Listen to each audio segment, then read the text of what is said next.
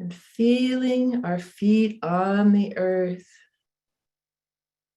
Noticing that connection with Mother Earth. Relaxing your body.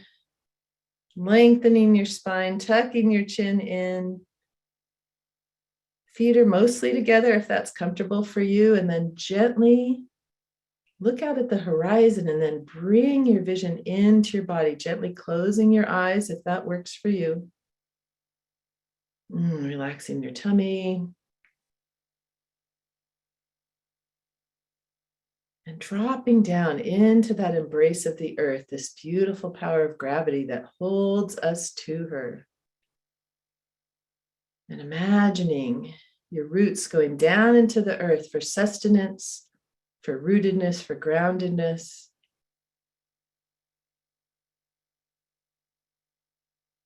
What we're doing right now is called setting or organizing the chi field. So we're connecting in with this beautiful network of healing. With the earth, with each other, with this entire energy field of healing cultivated by millions throughout time, cultivated by those of loving hearts and practices. So as we connect in with the earth, we bring our awareness up through our bodies, all the way to the top of our heads and out into the sky above.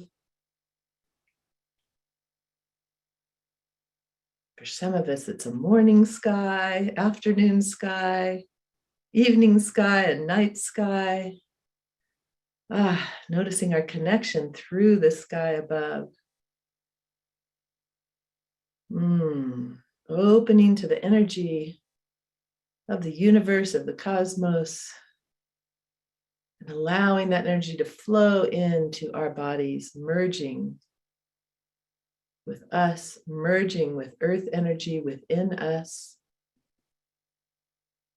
Like a beautiful bead on a string between heaven and earth, we hold these two energies. And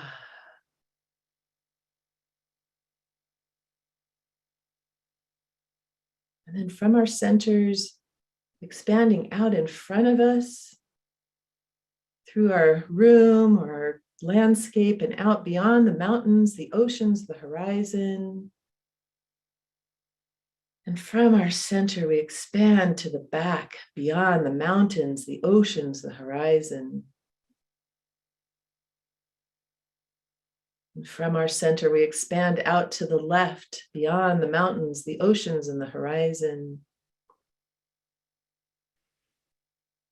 And from our center, we expand out to the right, beyond the mountains, the oceans, and the horizon.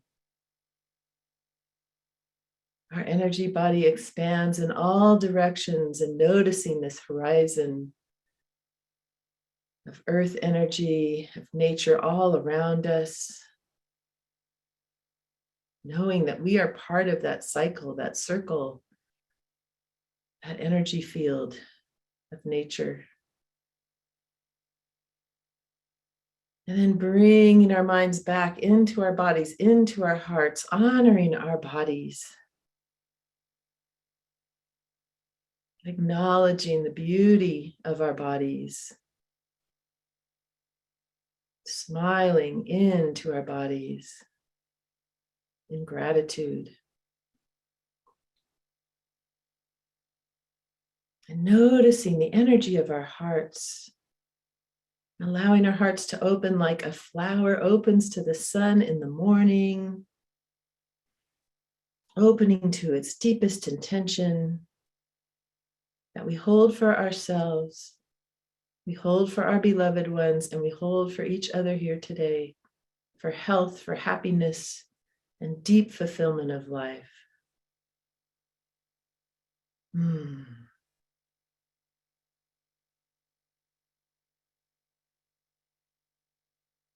smiling to all who've gathered here today for this practice. Thank you, thank you.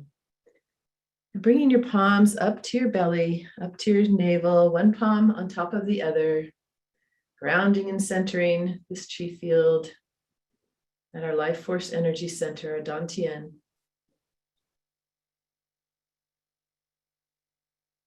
And then gently dropping our hands to our sides. We'll begin the spinal bone marrow practice by opening up our feet to about hip distance apart, lengthening our spine again, tailbone heading toward the earth, plugging in for this beautiful earth energy. Let's roll our shoulders once up and around. So co-creating with this energy all around us, we're going to allow our arms to float up on this ocean of light that surrounds us to about shoulder height, chest height. So we're making a circle with our arms and also a circle with our hands. We have balls of light, big ball, like a beach ball between the arms, and a smaller ball between our hands, relaxing shoulders. Relaxing your body. And now we're going to rotate to the left from our tailbone. We'll start with our minds in our tailbones. Rotating left, tailbone, lower back, middle back, upper back to a comfortable position, comfortable place. Noticing the stretch, but being comfortable. Our neck doesn't go any further. So if you open your eyes, you can look at your hands. So you don't want your neck going any further than that. Relaxing shoulders, enjoying the slow dance with your spine.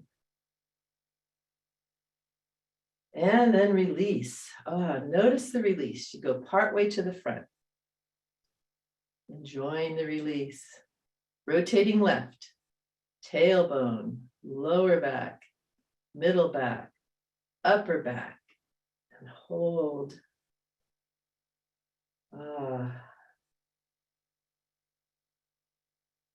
And release.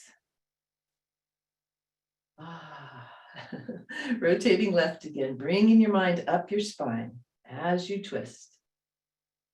You might notice you can go a little farther. Staying comfortable. Enjoying. And release all the way to the front. Taking a moment, you can put your arms down for a moment if you'd like. This is also a good time to say if you need to be lower, as I mentioned, that's fine. If you want your arms all the way down, that's fine too. We can still move. So floating arms up if you have them down. And moving to the right, starting from your tailbone, lower back, middle back, upper back. And hold. Relaxing shoulders. And release, partway to the front, enjoying the release. Rotating right, mind up the spine. Maybe a little farther, if it's comfortable for you. Relaxing shoulders. And release. Rotating right, lower back, middle back, upper back, and hold. Smiling into your spine. Thank you, my spine. And release, all the way to the front. Resting if you like. We're going to do a little bit faster with the chant How La. How La means all is well and getting better. So be it. It's a chant of trust. It also ends in ah. So we'll bring in the how to the la. And just follow along. You'll notice when I switch sides, I'll kind of make that obvious. So here we go. We're going to start to the left. How la. How la. How la. How la. How la. howla, howla, howla, and come to the front and hold.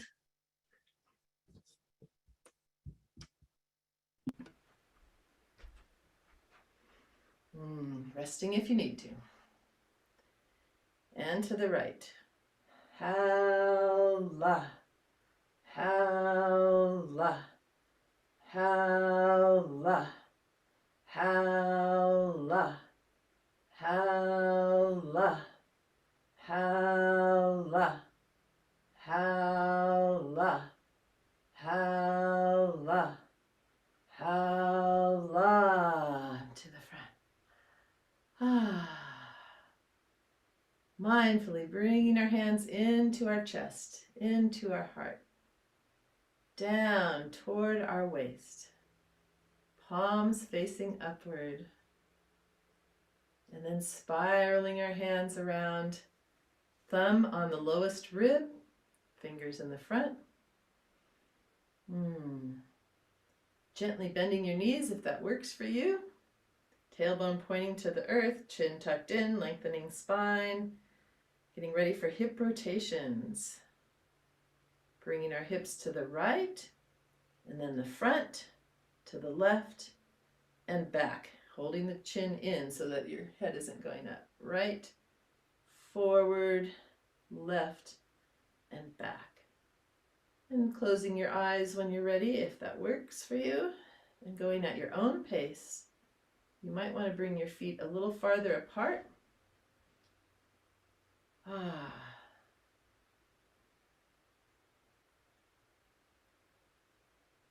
You might imagine a clock and assuming or allowing each of your movements to touch each minute of that clock. That's how you can get that nice circle. Also keeps your mind in your hips.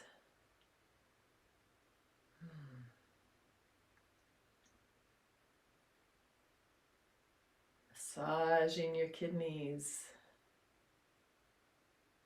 Comforting, quieting your adrenal glands. Sarah talked about that fight, flight, freeze response. We want to calm and center and give care to this important part of our body. And next time you come to the back, gently, gently reverse. Directions going to the left and around.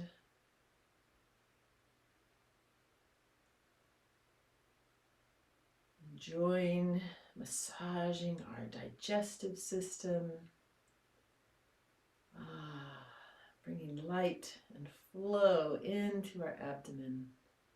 All the organ systems.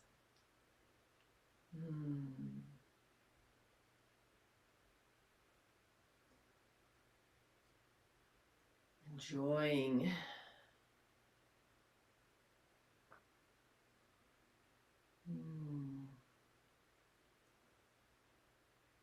And start making your circles a little smaller.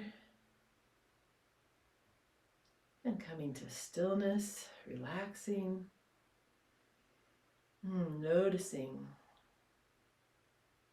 Noticing the energy moving in the stillness.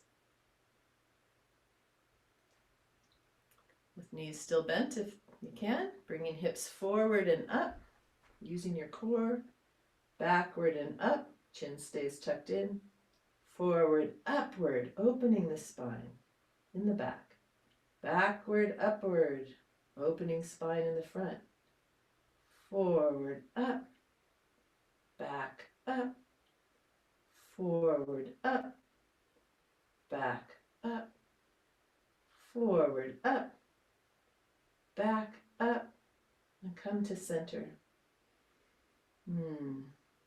Noticing your tailbone again, pointing down toward Mother Earth. And as though you have a beautiful string connecting you to the heavens, allow that string to pull you upward, straightening the knees and bringing your feet together to a place that's comfortable for you. And now we'll be focusing on the upper part of our spine. So being really careful and mindful of this area, our neck area. This is called crane's neck. And so just small movements are good. Even just watching is good, especially if you haven't done it before. So the teaching is that we do 3 in each direction. You'll see what I mean by that. And that is as much as you should do at any one time. So just knowing that, because this will feel really good to some of you. Bringing the chin in, lifting chin upward to a comfortable place, and then forward, around and into the chest, gently back to neutral. 2 more. Chin up, forward, around into the chest, gently upward, chin up, forward, around into the chest, and gently back to neutral. Relaxing, noticing. If you need to shake your thumbs out, that's fine. And you can even put them on your dantian if you'd like for this. Now we're going to reverse. We're going to tuck in the chin, down, forward, upward, lengthen spine, and just allow your head to come back to neutral. Tuck in the chin, down, forward, upward, lengthen, back to neutral. Tuck in the chin, down, forward, upward, lengthen, and allow. Noticing, embracing all sensations and feelings. Smiling into your whole spine. Imagining or feeling the flow of energy unblocked in your spine.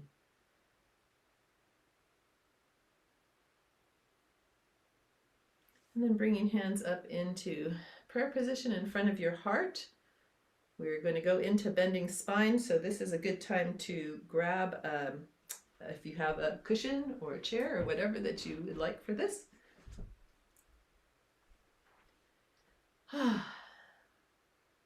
And bringing our hands then, connecting heart to head, interlocking fingers, and pushing our palms up toward the ceiling, or if you're outside, toward the sky. And we're going to push our right wrist up, right shoulder comes up, and around to the back. Left wrist up, left shoulder up, and around to the back. Right wrist, right shoulder, around to the back. Left wrist, left shoulder up, and around to the back. And just go at your own pace.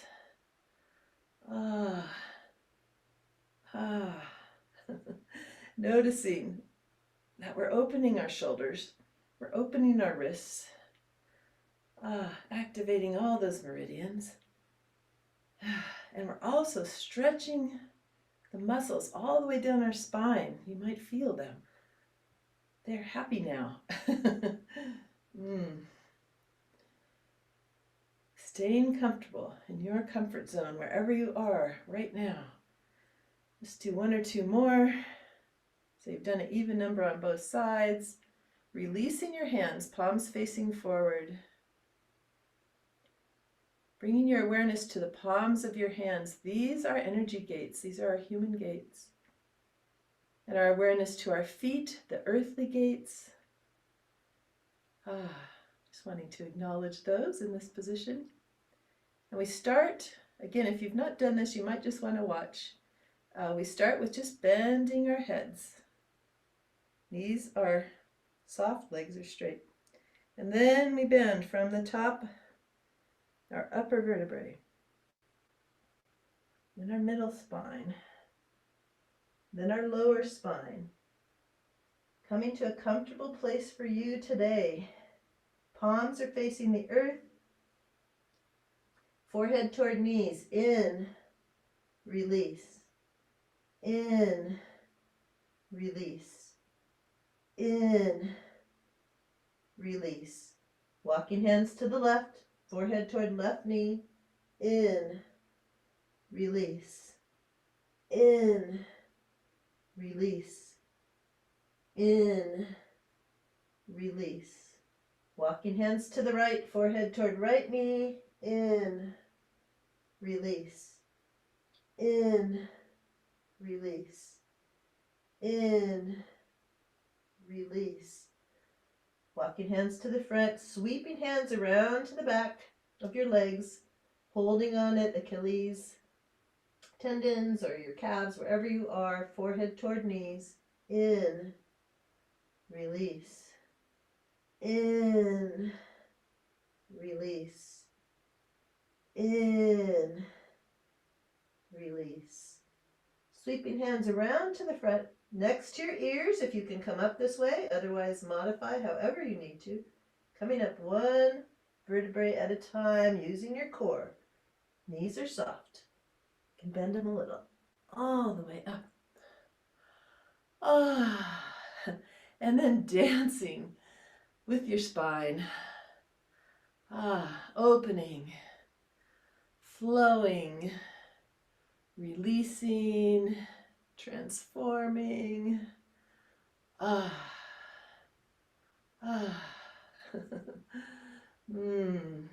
Flowing with the tides. And then arms up over the top of your head, palms facing the top of your head, and allowing this waterfall of light from the heavens all the way down to the earth, into the earth, to flow through you and bringing our hands down, encouraging this flow throughout our bodies and throughout our energy bodies all around us, all the way down. And continuing to bring our hands up in front of our chests into prayer position, and bowing in so much gratitude to each other for holding each other in this practice, to source, to the chi field of healing, to love and light. And may our practice be a benefit to ourselves, to each other, and to this beautiful and beloved planet Earth. Haula. And now we dance. Thank you, Betsy. Yeah, so as is our tradition, also, we're going to move freely to some music together. So I'm going to take Betsy off the spotlight and put it in gallery. And I invite you, if you're comfortable, opening your video, and we're going to dance together virtually, online. So just move freely, integrating all that chi we've been activating and opening.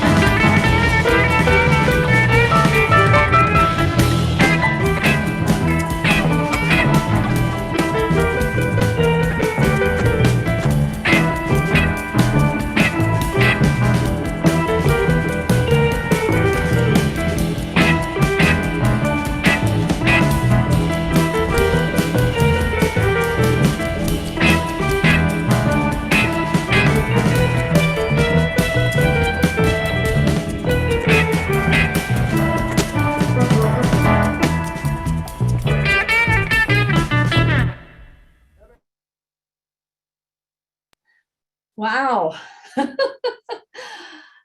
Hola. So just bringing your body into awareness, noticing, feeling, embracing all the sensations, feeling your blood flowing, lifting up, feeling the energy within and around you, and pouring down from the heavens, feeling that chi, filling your body, flowing, opening, lowering your hands softly, noticing,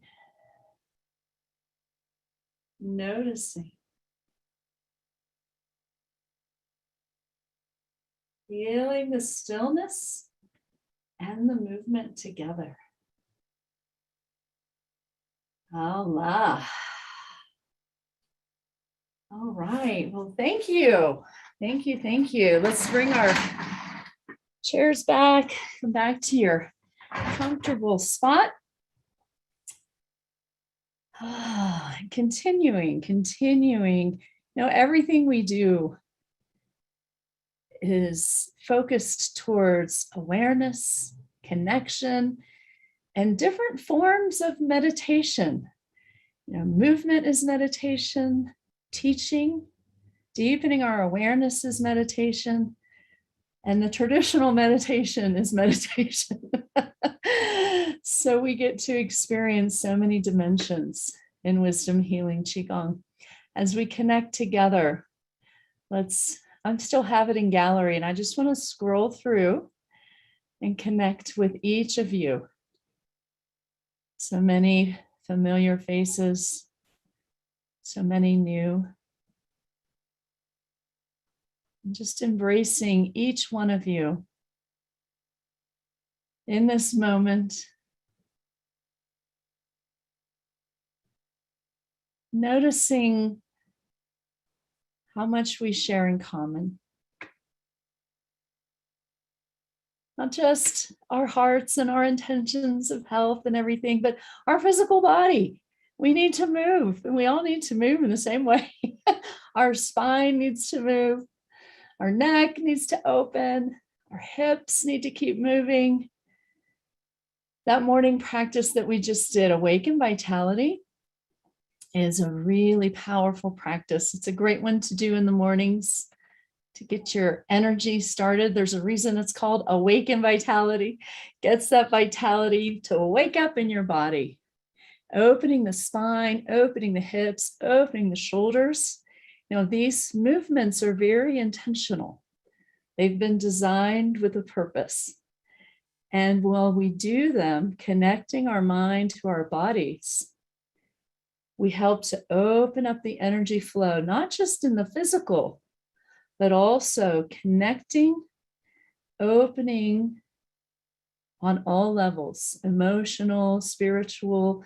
Sometimes when you do a practice, you might have emotions come up. And, a lot of times people will write and say, is this normal? And Master Mingtong says, everything is normal. When we're doing Qigong, all sorts of energy awakening can happen. And our first approach is simply noticing and embracing. So I invite everybody now, as we are here together, to just notice your own body, notice your own heart, embracing all the sensations, all the feelings, the comfortable and the uncomfortable, the intense and the subtle. Feeling and connecting. That's always where we begin.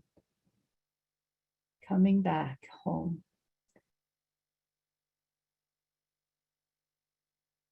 I started the session today acknowledging this is a very special anniversary of 9/11, and just remembering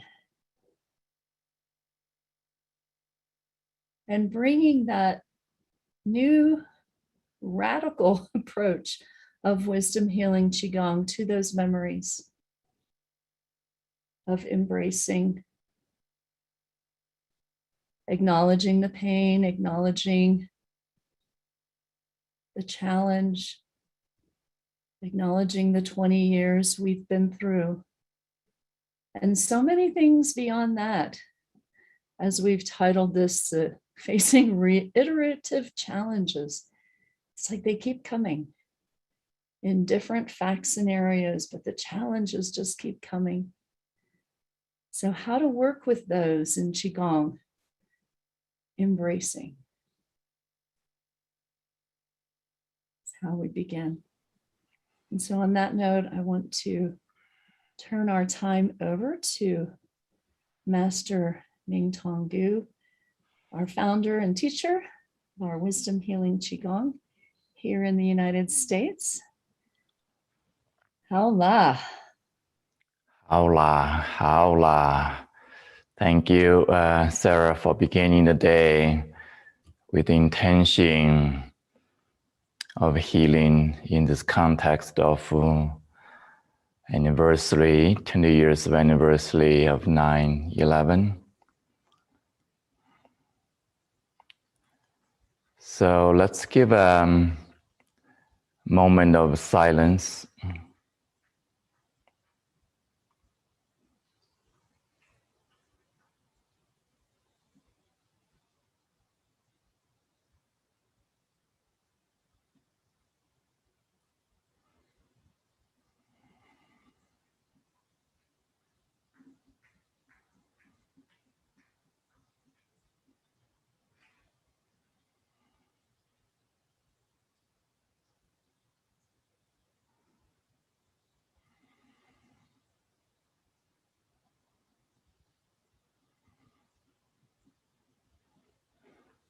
And such a powerful silence, very healing silence.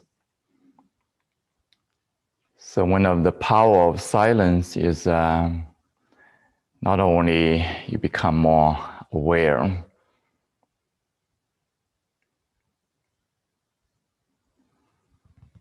not just become more aware, memory may come, story may come, feeling may come, but deeper silence of your mind.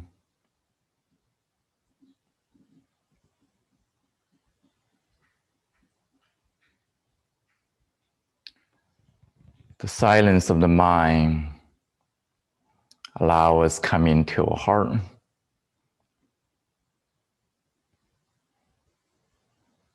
Allow us to discover deeper spaciousness, deeper opening.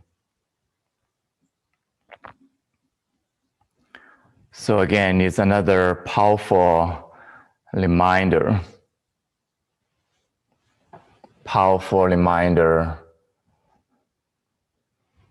Recording in progress. Of recurring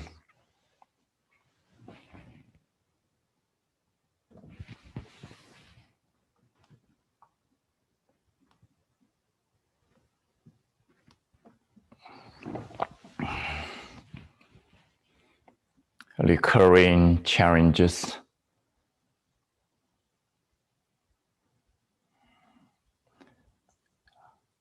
When what's happening right now in Afghan and different part of the world. So not only COVID is recurring,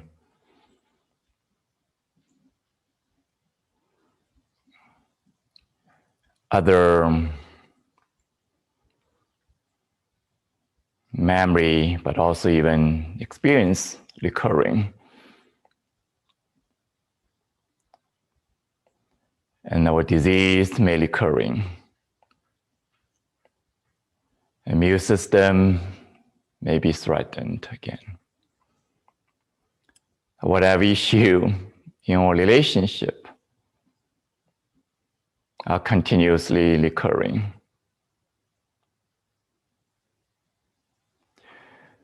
So yesterday and last few days, we focus on how to work with the story, especially most painful story, challenging story. We are rediscovering the new way, probably the most radical way of working with the story, working with challenges, painful challenges, even almost impossible challenges. So particularly in this occasion, I'd like to, invite you. First step is awareness.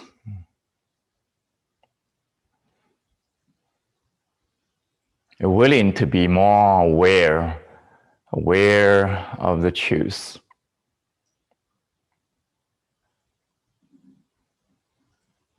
Not the truth of what happened,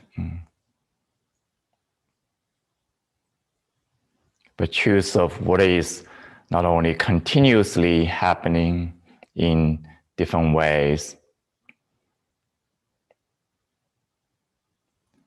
but more aware of your own truth, your own story. So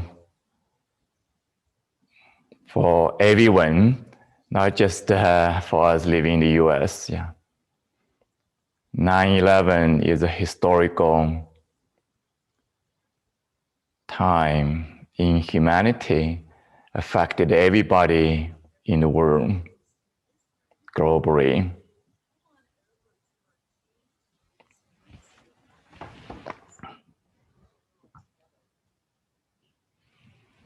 Here we go.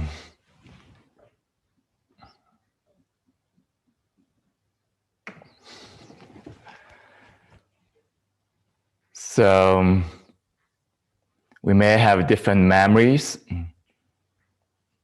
different perspective, different story.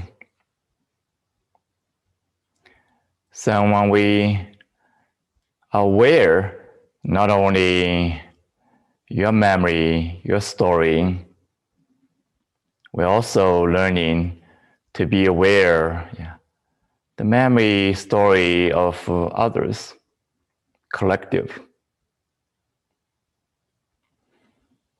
Everybody have a different memory, different stories, different response to the same event.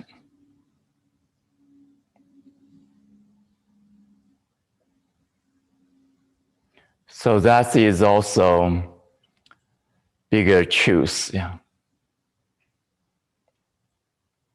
So not only your truth is true for you, it's important, but beyond your personal truth, there's a collective truth.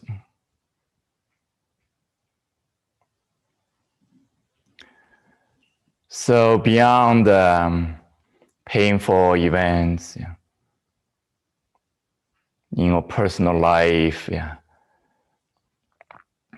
collective humanity, as we did the process, I don't remember was it yesterday or day before yesterday, we recognize all these challenges is very much closely related, parallel. There's a parallel. For example, the challenge of pandemic, the challenge of your personal health, the challenge of historical event, the challenge of conflict of the world, the challenge of the social political system,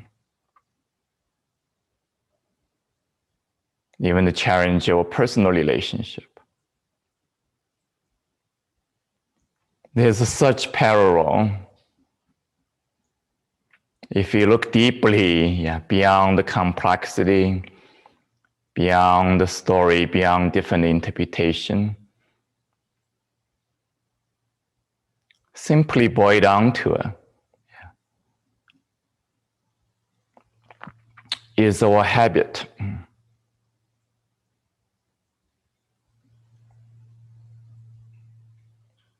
We're speaking of habit yesterday. Now I'm going to take really inviting everybody one step further, recognizing this human habit, the deepest cause of all suffering.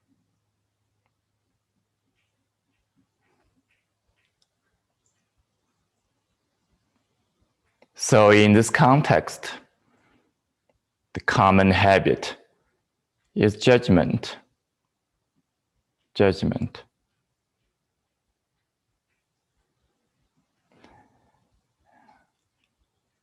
Mentally judging. With all the labels, all the stories, all the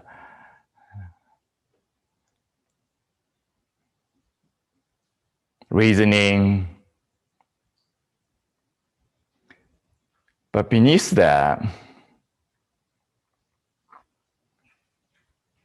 a more powerful habit is fear. Fear. Fear. The fear, is hidden. And the judgment is there, even we kind of most time not aware of it, but we express it. We talk about it. We write about it. We're thinking about it. Become more easily aware if you do pay attention. And that's happening every day.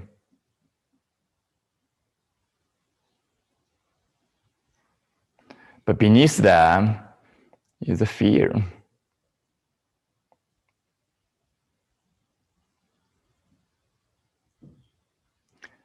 And from fear, we have these reactions. Fight, flight. Fight, flight.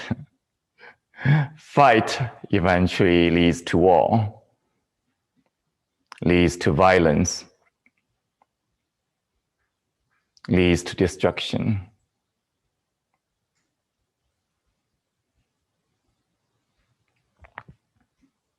Flight leads to ignorance, avoidance, hiding. And deeply energetically, fear is caused by floating energy in your body. The kidney system contains this life force. And this life force is the source of survival. It is also source of creativity. It's the same energy.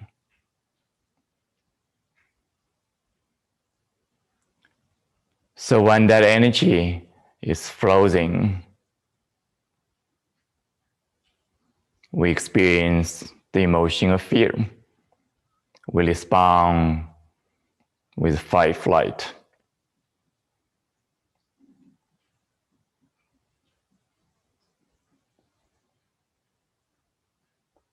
From frozenness to fight, flight.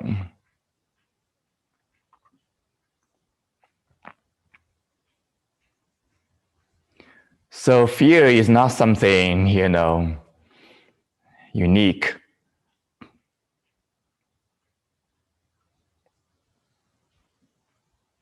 It's universal. It's everybody experiencing it. It's happening pretty much 24/7 in your energy system.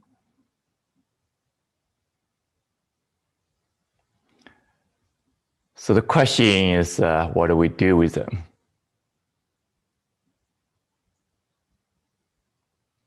So the conventional way approaching fear,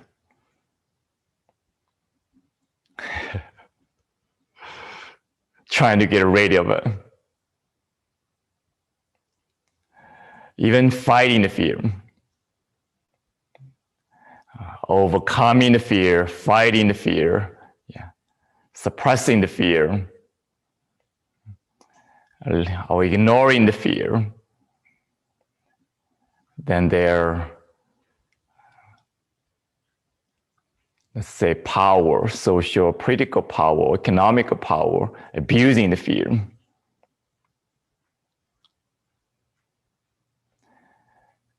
And again, the common approach is trying to run away from fear. So we're experiencing so much more during the pandemic.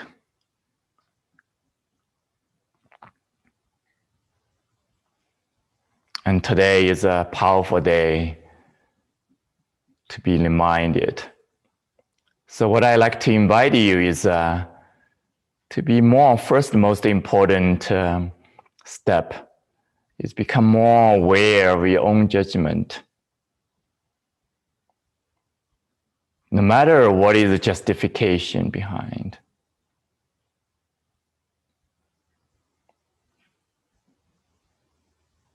Knowing judgment is going to cause more conflict,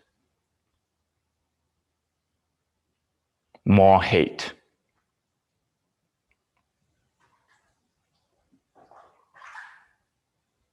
But in order to release the judgment, you have to work with your fear. The cause of the judgment is from fear. And fear is hidden. So yes, there's a lot of evidence, expression of fear in our life, especially in the last 18 months. Today is reminded in a new way. But deeply, again, the fear is in our body, in our kidney system. It is an energy condition programmed from evolution of time. As long as life exists on the planet Earth, fear continues to exist. Before COVID, before any virus,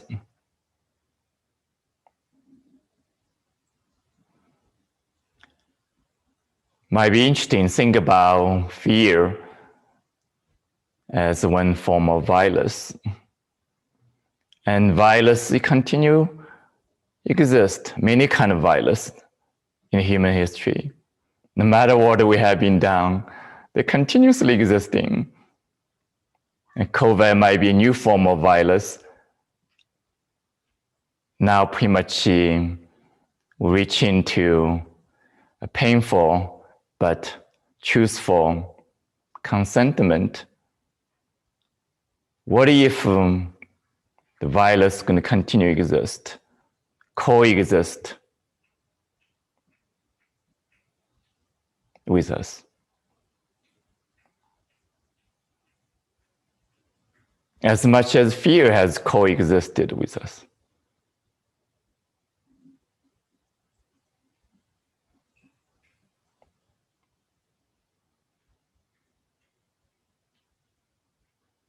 So the deep question, is how can we live with fear?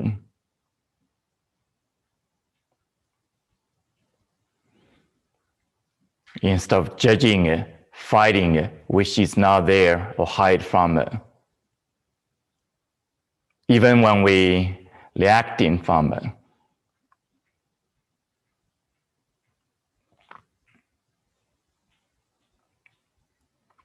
So the radical approach is not only become aware, aware the judgment cause hate, cause violence, cause human disease. But the fear is a deeper cause of judgment. And fear is universal.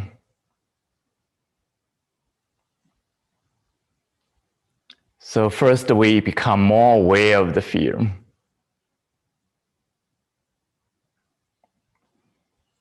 And the second step is working with the energy of fear inside our body, inside our body.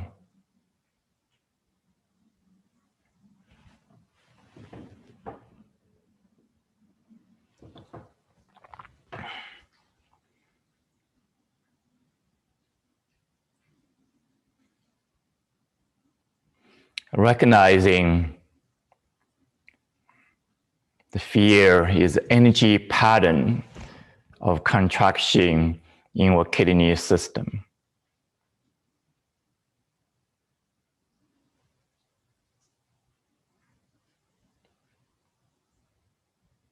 And that pattern can be activated by life, whatever circumstances, even memory, even story. So what we have been trying to do is working with the symptom of fear, such as violence is a symptom of fear. Historical destruction is a symptom of fear. Hate is a symptom of fear. Even judgment is a symptom of fear. All the problems, this common problem we're facing is fighting the enemy. The object, the enemy, identification of enemy can change. Could it be the virus? Could it be the disease? Could it be another country? Could it be another culture? Could it be another economic power? Could it be another race? Human being continuously fighting some kind of enemy.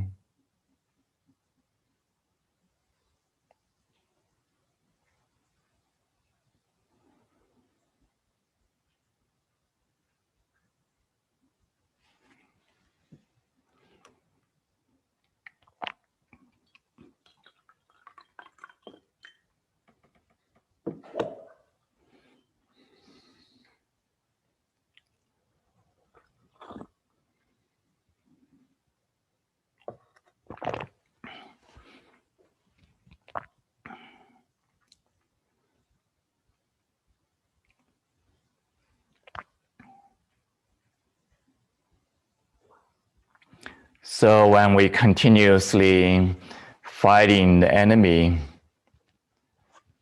there's no win-win. There's no peace. There's no healing. And the first, most important step can be most radical step. is letting go of the fighting. Healing, the most important step of healing is letting go of the fighting.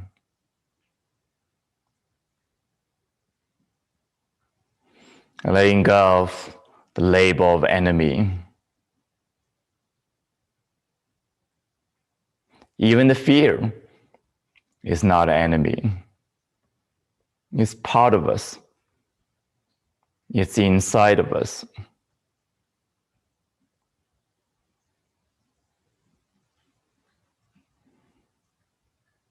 Imagine if you can be more peace with your own fear. Instead of suppressing, fighting, reacting from it.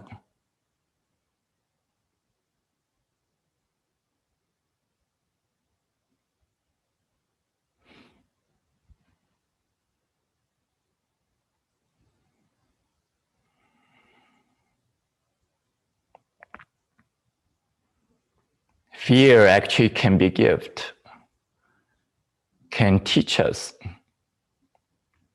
as it did, in the old time of evolution, living in the wilderness, facing the tiger. The fear teaches us how to survive. But what is the new lesson? The new lesson, we're not facing the tiger on the street anymore.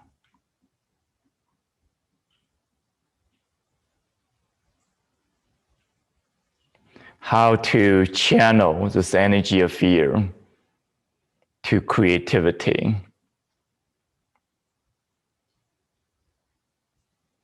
So when we recognizing, yes, whether intentionally or not, probably most likely out of fear, the power, the critical power, is our abusing the fear of others. Using fear to manipulate, control others. I think that's a real phenomenon. But also recognize that is after of their own fear.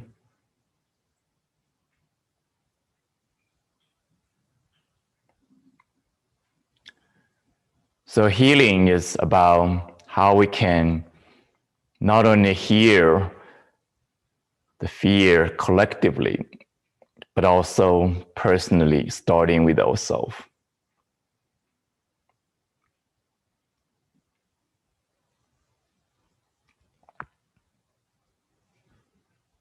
If we can move towards this direction, healing the deeper cause of pain, violence, hate, judgment, suffering, there's hope.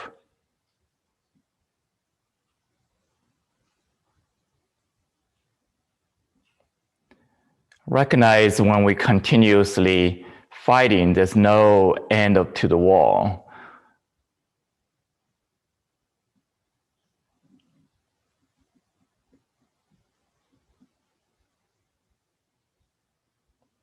That doesn't take, a critical activist to recognize that. Doesn't take 10, 20 years of education to recognize that.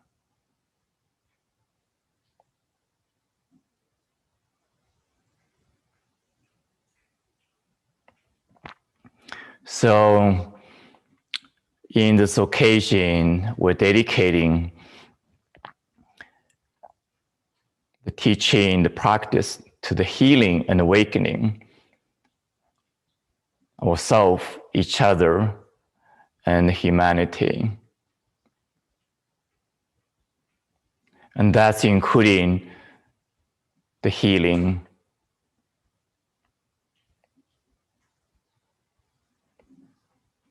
of 9/11, the healing of pandemic, healing of any disease we're diagnosed or not, healing of not only a particular challenge, but recurring challenge. These are challenging pattern, habit.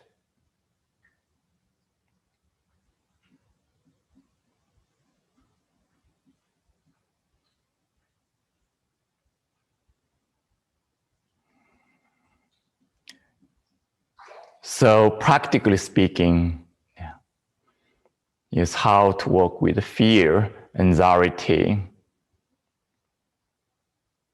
and other expression.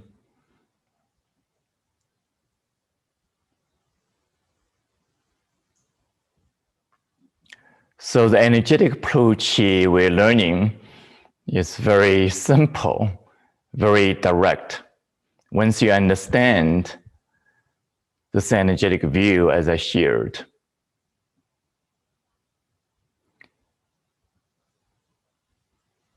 our mental story, mental analysis, mental thinking, including judgment, are so complex.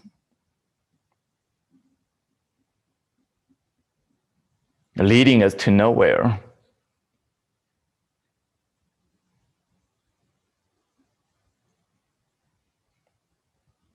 So the direct approach is very energetic, personal.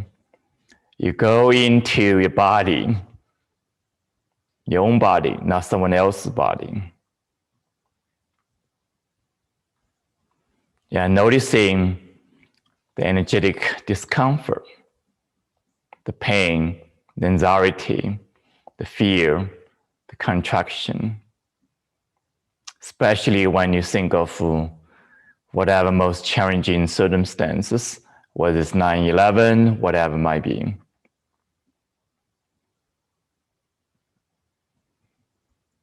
And continuously noticing the feeling in your body, including the feeling of fear, without judging it, without resisting it, without suppressing it. Recognize this is energy, the energy being programmed from not only this lifetime, from the evolution of life.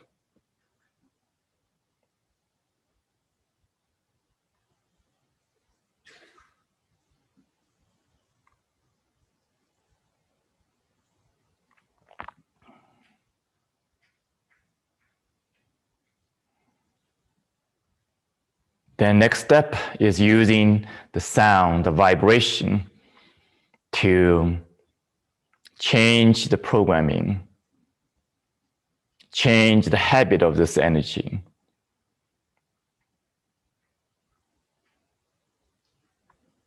The habit is contraction. In this case, is frozenness. You warm up that energy. You allow the energy to open again. Then the new sensation, feeling arise, new experience arise. And the common feeling is you feel more empowered.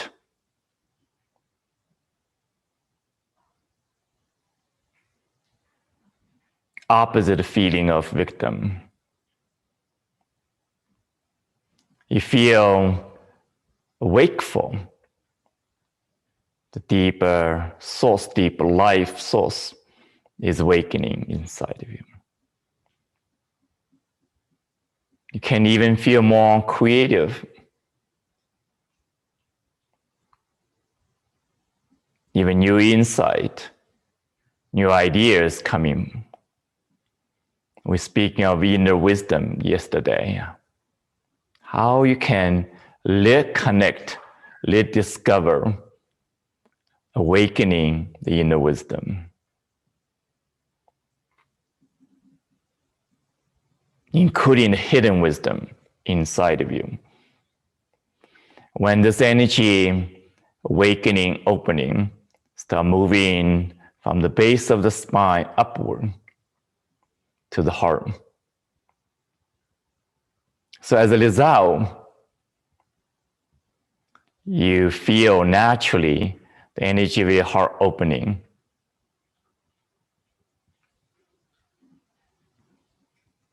You're shifting this habit of the heart. Contraction, pain, numbness, so on. You're able to feel, the new possibility of love, even unconditional love. The new possibility of compassion.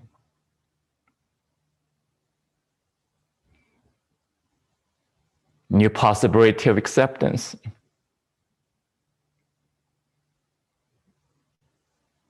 So it's a universal teaching from all spiritual tradition, including our religion.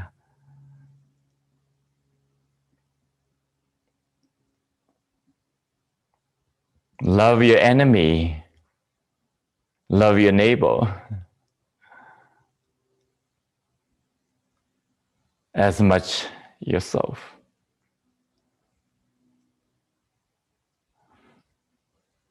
Of course, that is a powerful question right now. How much we love ourselves? If we don't love ourselves, how much can you love your neighbor, your enemy?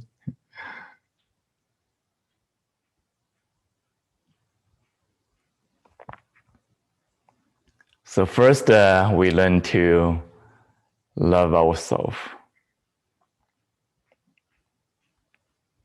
That's the foundation of love. It's not selfish. It's this capacity to experience love.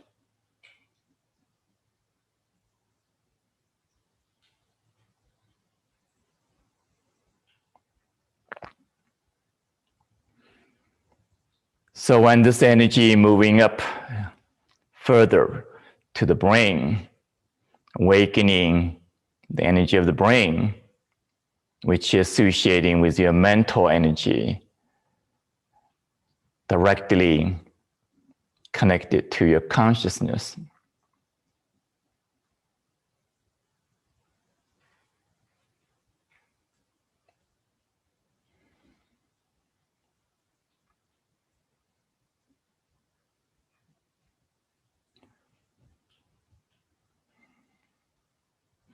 So not only able to awaken the creative mind, but also upgrading your consciousness. Ultimately, upgrading of consciousness is determined by how much we can transform our fear.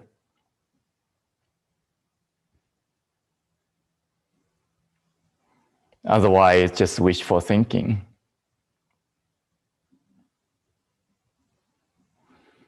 No matter how many books you study, how many workshops you go, how many training, how many different spiritual paths you have tried,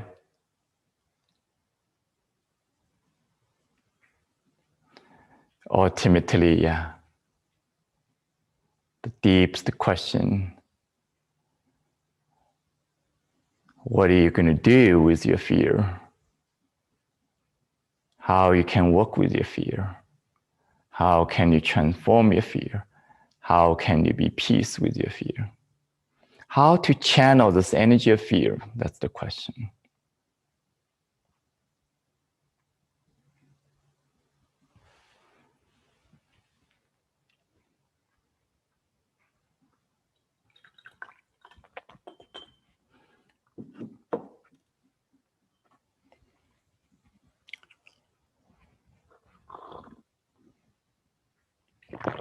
So before we do the practice, again, the sound healing probably is the most powerful way of transforming the fear, working with fear, anxiety, and all other emotions. But particularly in this case, as I mentioned, the fear as the deepest cause of violence, suffering, hate, judgment, so on, even disease. So in this case, can be helpful to understand when the energy of the kidney system is contracted to a fearful pattern, directly compromise the hormone system associated with the kidney system. And the hormone system is regulating the immune system. So directly compromising the immune system.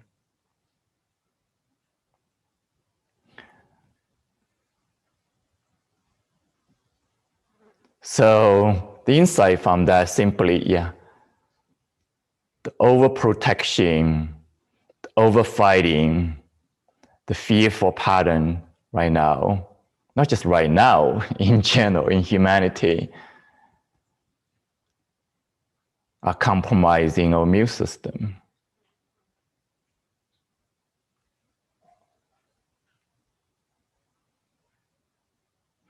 So one of the common diagnoses, become almost like epidemic, is called autoimmune condition. Autoimmune condition. This pattern of overprotection,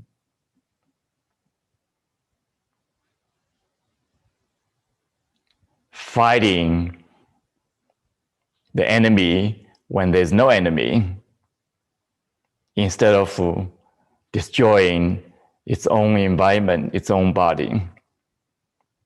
That's basically the energetic pattern of autoimmune condition. And that is a powerful diagnosis of human condition.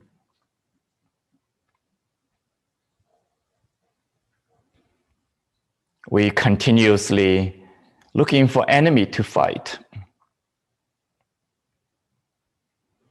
When there's no enemy outside of us, we're fighting ourselves.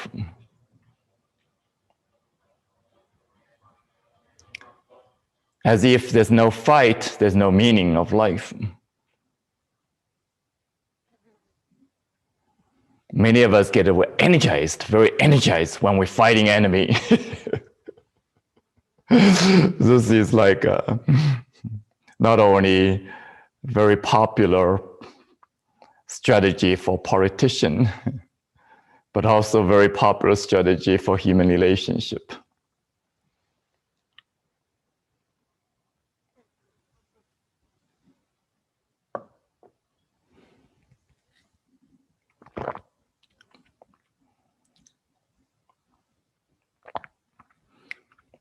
So again, ultimately, everything is related, interconnected. All aspect of life affecting each other, personal, collective, external affecting the internal affecting the external, the past affecting the present affecting the future. And yet, the good news, in this moment, your own new choice, can affect your own health, your own healing, your own awakening, your own contribution to the world. The collective healing, the collective peace.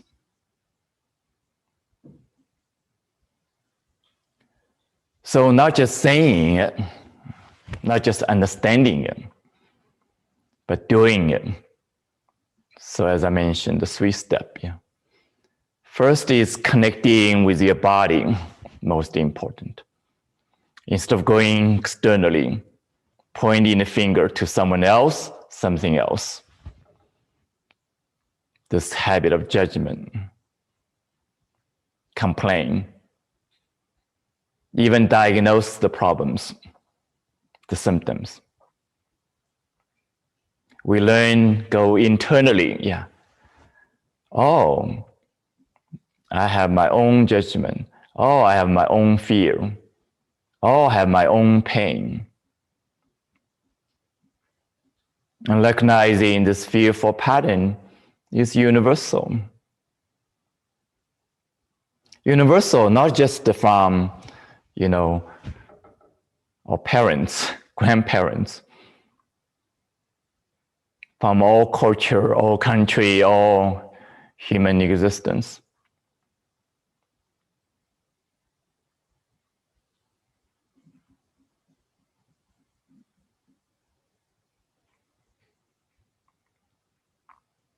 So when we allow us to experience this truth,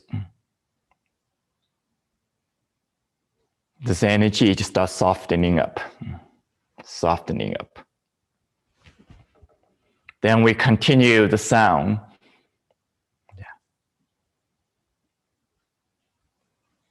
To wake the creative power beneath the fear. The fear is like a pattern controlling this energy. When we go inside the fear, awakening the power, this energy open, expand, warming up, flowing again. Become nourishment, become creativity, become love, ultimately.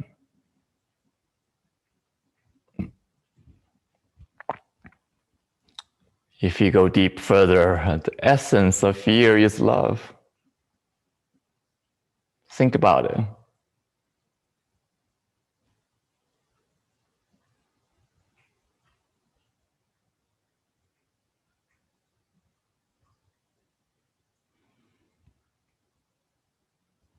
That is a radical approach, yeah. Direct, energetic, profound approach.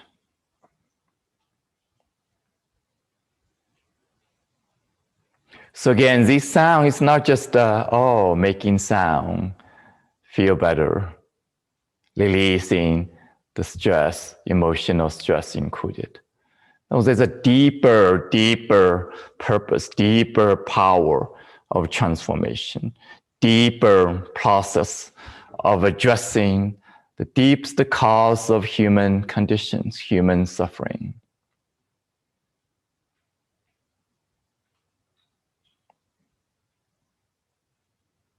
The question is, are you willing to go there? Are you willing to face your own fear? Are you willing to live in a new way with fear? Instead of the old habit, fight, flight.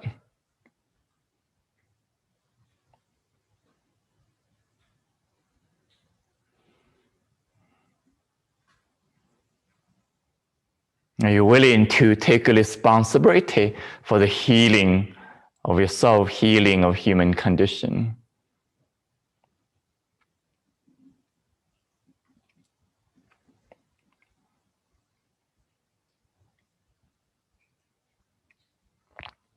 So, with that said, I want to invite you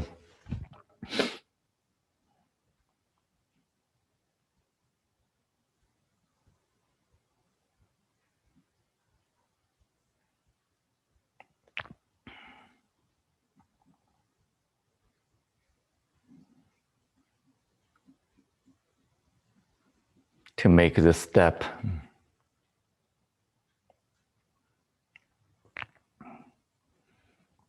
So gently close your eye.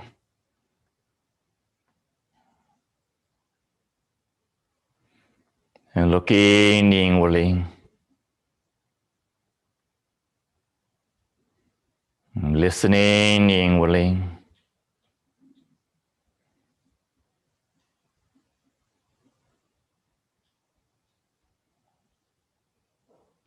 Noticing inwardly with the intention of coming back to your own body as your home, the most sacred home.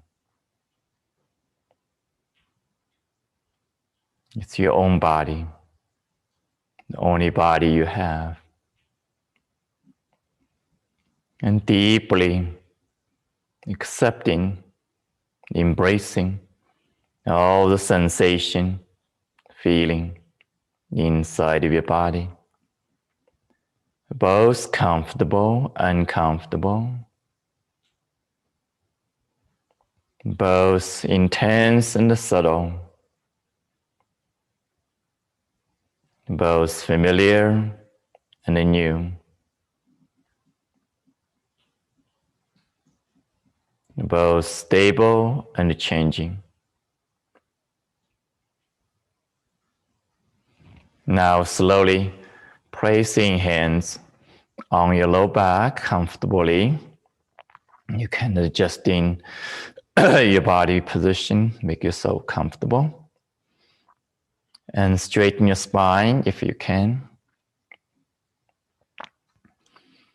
Now allow yourself, think of a fearful story.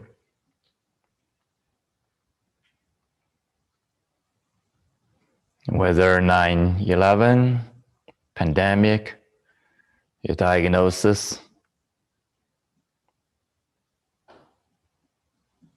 or environment, whatever it might be.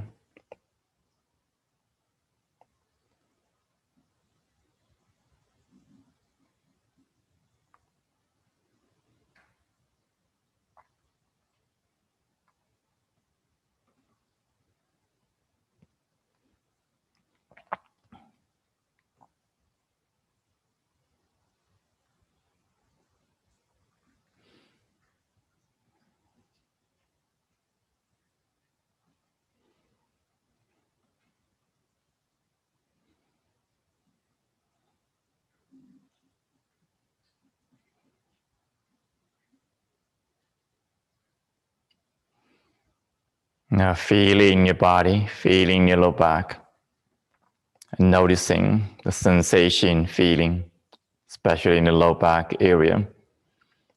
Noticing any pain, any discomfort, any tightness.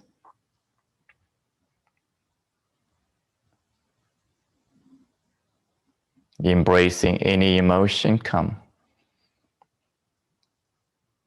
Any anxiety.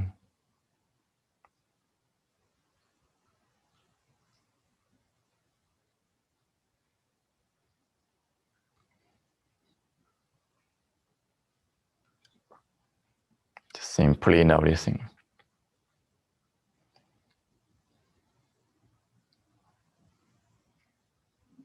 Acknowledging all the sensation, feeling, as expressing this energy, this life force.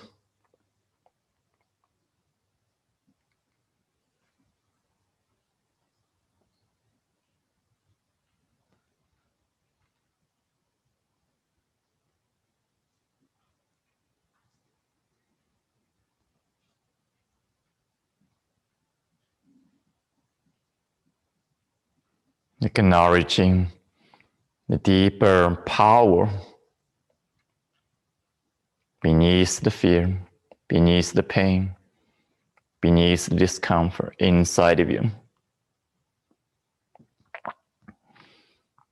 Now awakening the power with the first sound, the sound like this.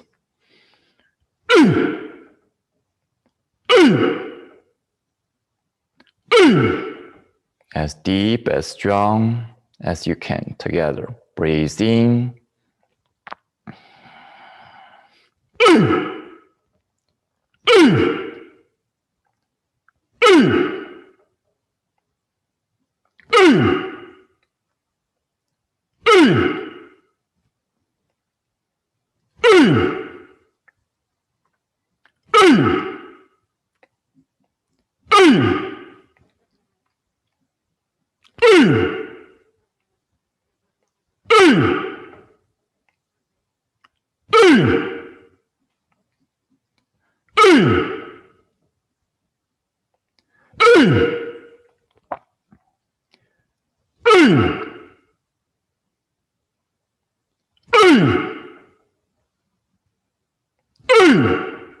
Noticing. And continuously embracing all the sensation feeling inside you.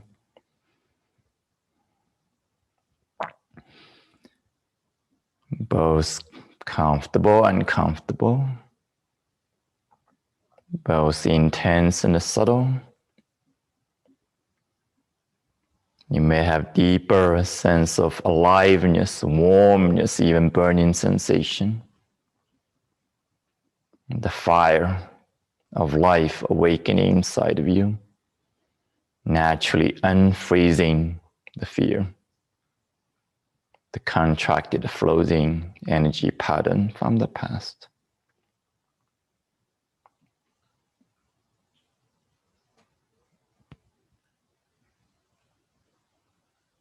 Like ice melting to water, the flowing water.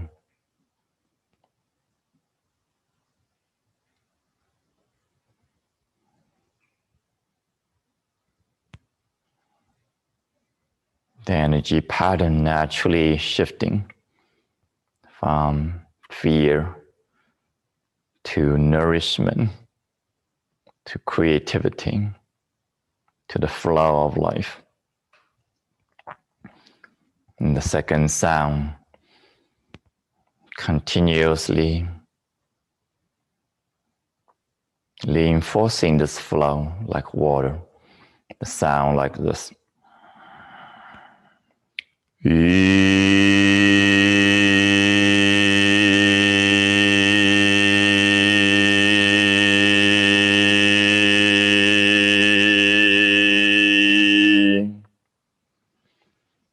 With your own best effort, breathe in deeply.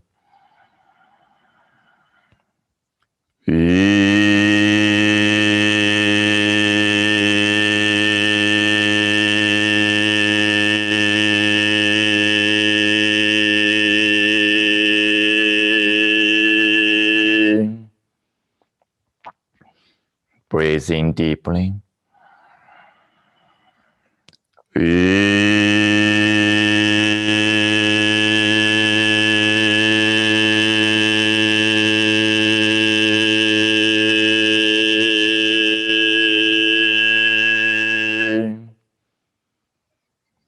Breathe in deeply.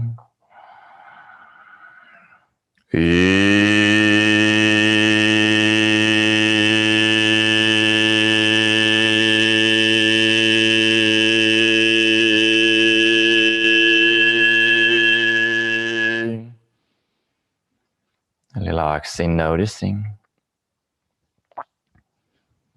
You can massage your low back gently.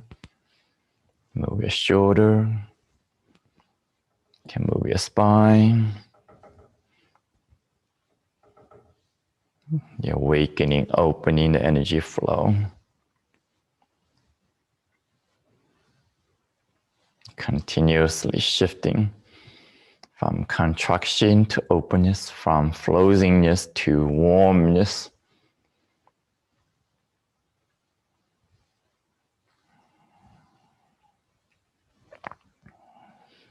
Now continue to the third sound, moving the energy from the base of the spine upward around the spine,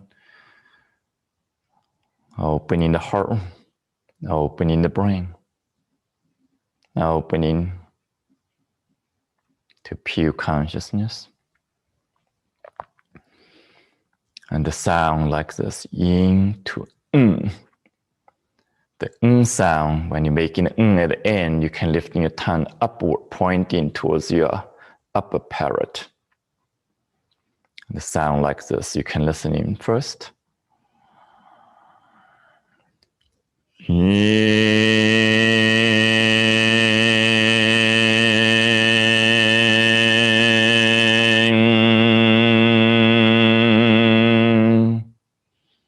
Again, with your own best effort, breathe in.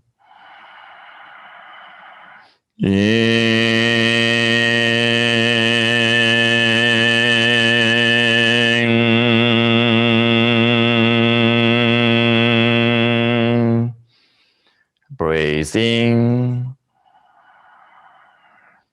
In.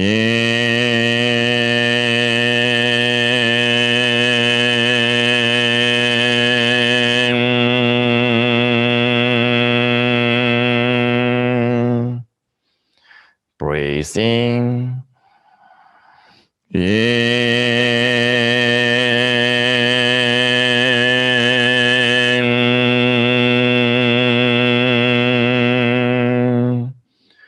Breathe in. In.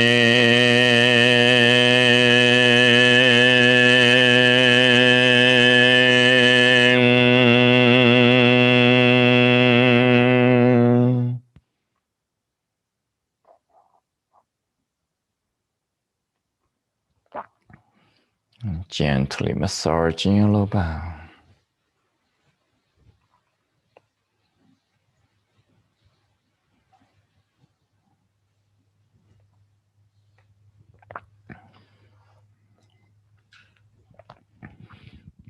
Releasing your hand to a comfortable position.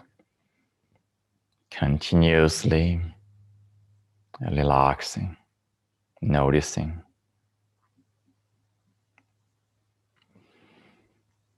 Embracing all the sensation feeling inside of your own body,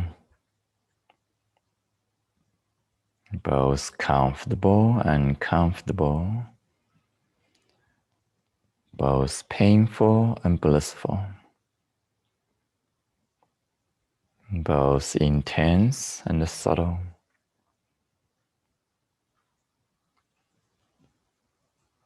Both stable and changing.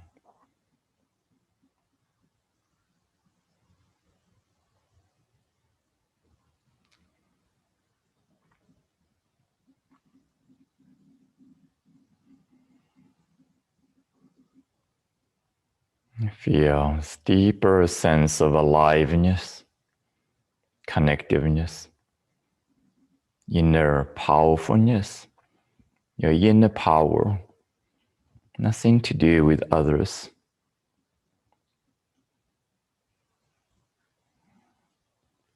The power, the inner power within, your own creative force, your own life force, your own capacity to live life fully,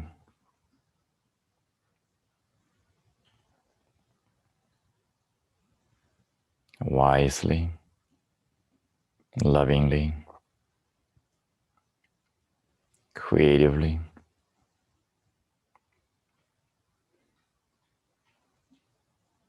Just simply imagine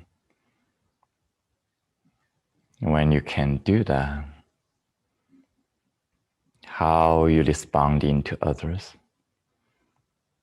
how you responding to the world.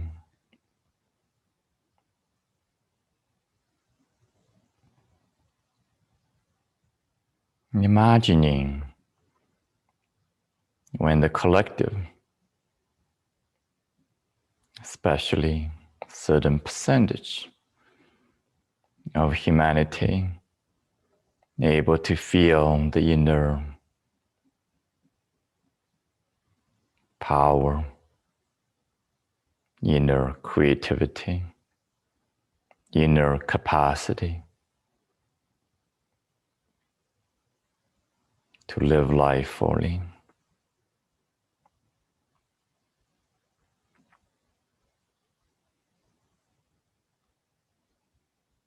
What would happen in the world?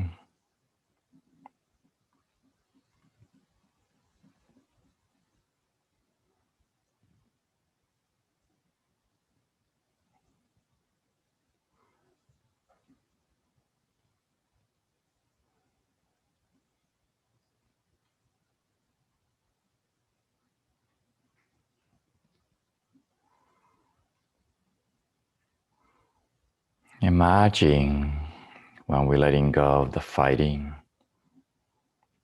and letting go of the enemy.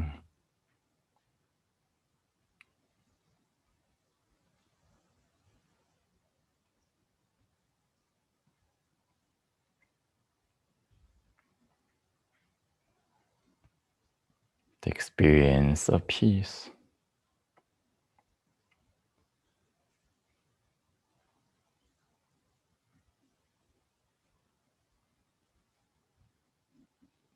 The experience of oneness.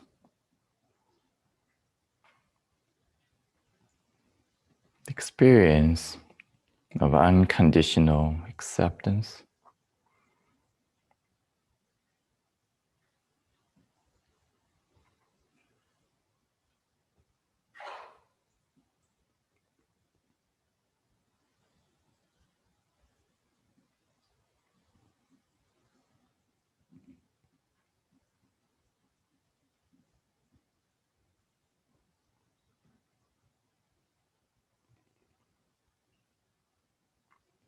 The experience of deep healing.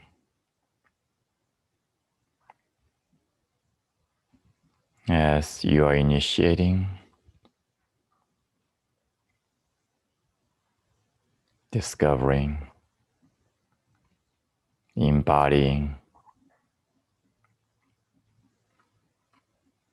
personally, collectively.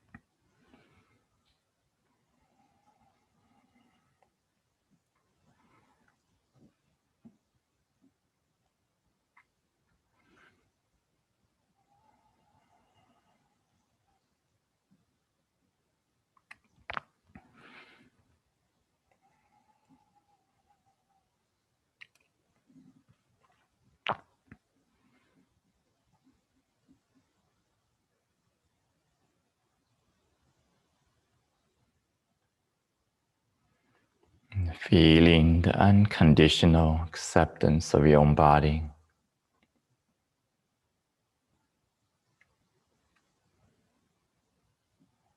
Unconditional acceptance of wholeness within you.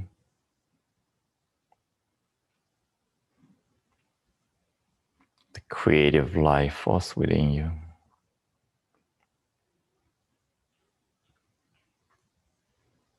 And the continuous healing, awakening within you.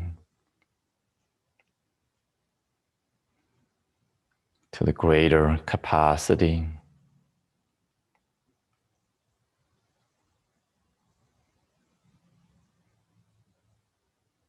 for love, for wisdom,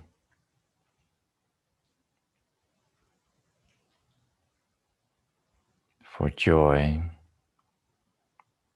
for peace.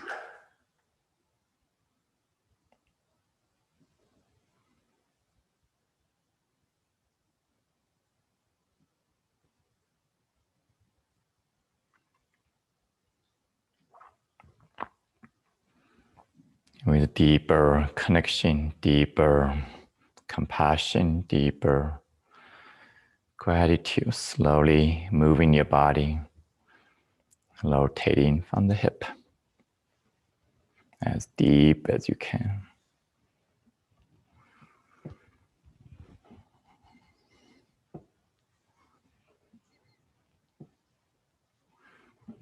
Reversing the direction.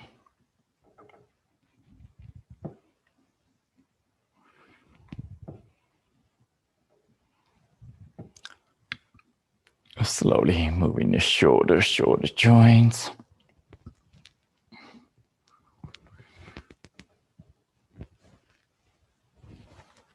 Moving your neck, your spine.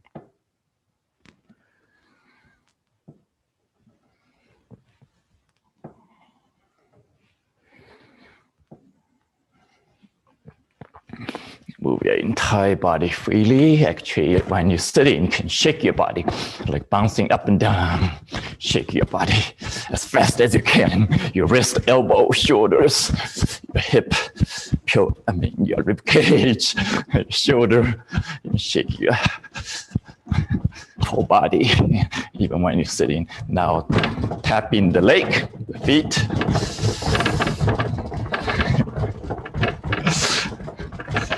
Slow down, continue to notice. Yeah.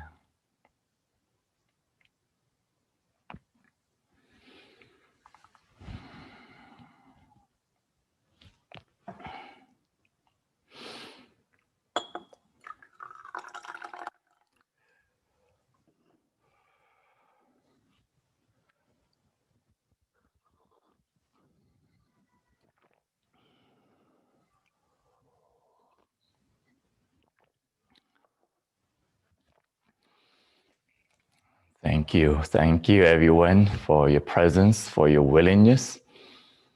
And again, this is a very radical process. And whether you're experienced practitioner or new practitioners, to have a deeper understanding is the first step. Then the next step is the commitment of the new choice, new habit. And the continuation of the practice.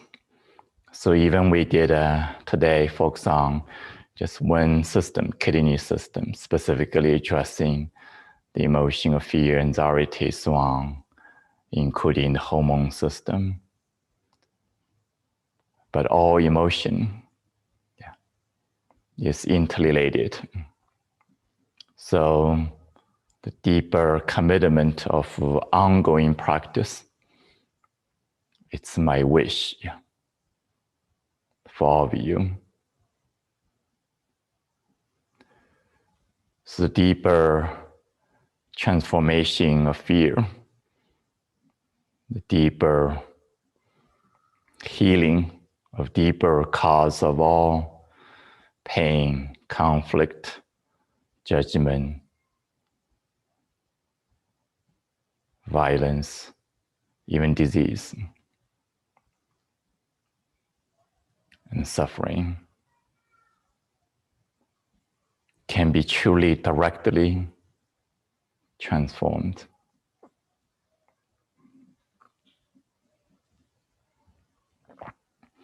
So today, I'd like to invite you continuously be aware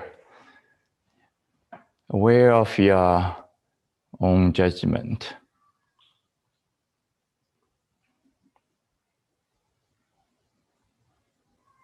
Your thoughts, your story.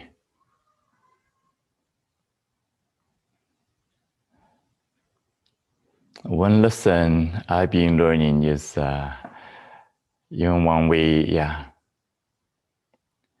recognizing the negativity of the world, how we approaching it to negativity.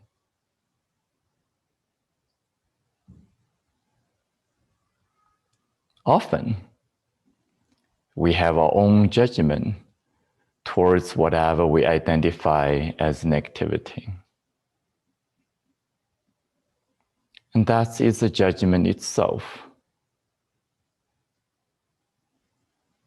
It's just like you're judging other people who are judging you or others. This vicious cycle continuing. More infectious than the virus.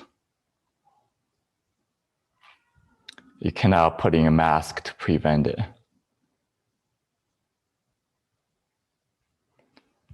So the willingness to go deep inside of us. First step is awareness.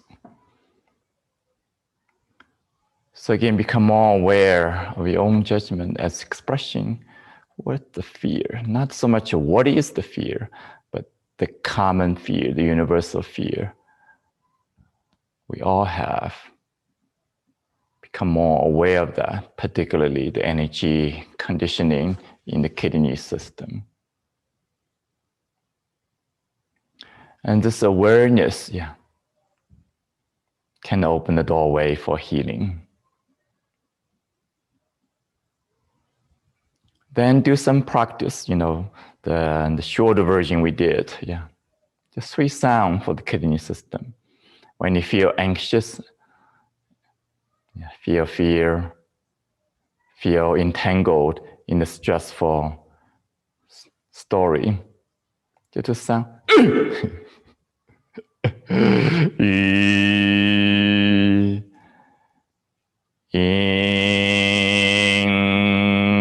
When you're repeating that long enough, just noticing, I start to feel less anxious, less fear, less judgmental, less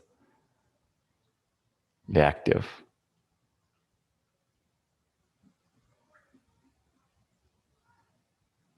So that is a new habit I'm promoting. I'm promoting. You can think of Qigong, wisdom healing Qigong, everything we're doing is promoting a new habit. A healing habit. A conscious habit. A radical habit. When you're making this sound, in the beginning, other people can responding to you. That's weird, that's creepy, that's fearful even. The first sound like, you're invoking the fear. That's part of the process.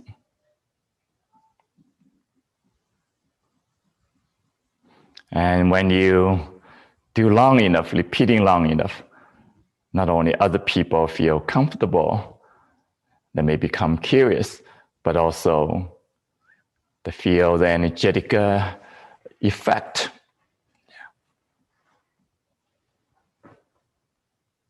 They can become more aware of the invisible energy, the healing. So life gives us opportunity for the healing, particularly any challenges is opportunity for healing.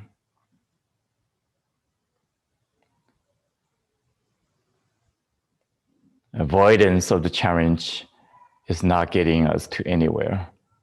Fighting the enemy is not going to getting us far. So I'm happy able to share with you with these deep thoughts, deep feeling, deep wish, and grateful for this opportunity, collectively able to share this work, do this work in such a historical time. There's a saying in the Chinese language called 因时势造英雄. 时势 means the time, the era. 英雄 means the hero. The time creating heroes. In that sense, it's true. What that means, particularly, the most challenging, suffering, violent time in human history, creating the true heroes. We're not talking about superheroes like in the movie. We're talking about the true hero, making peace.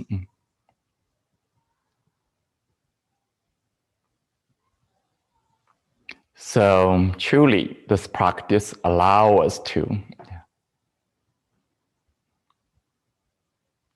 discover the halo inside of you, the mastery inside of you, initiating the healing, initiating the upgrading of humanity, including the healing, the deeper cause of all disease, all suffering.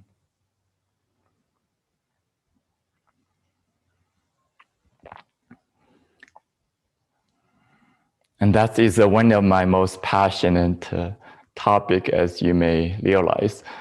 With limited time today, won't be able to address many questions. We will definitely explore this direction deeply, not just one session, but pretty much every day.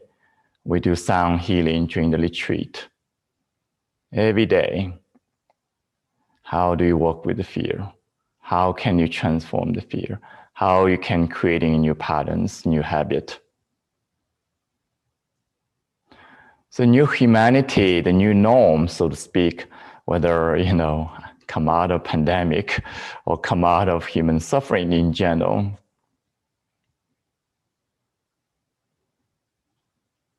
It's up to us. And that's the beautiful gift of uncertainty. Yeah. The norm is shake it up. The old structure, the old habit is threatened. It's not working in a deep level.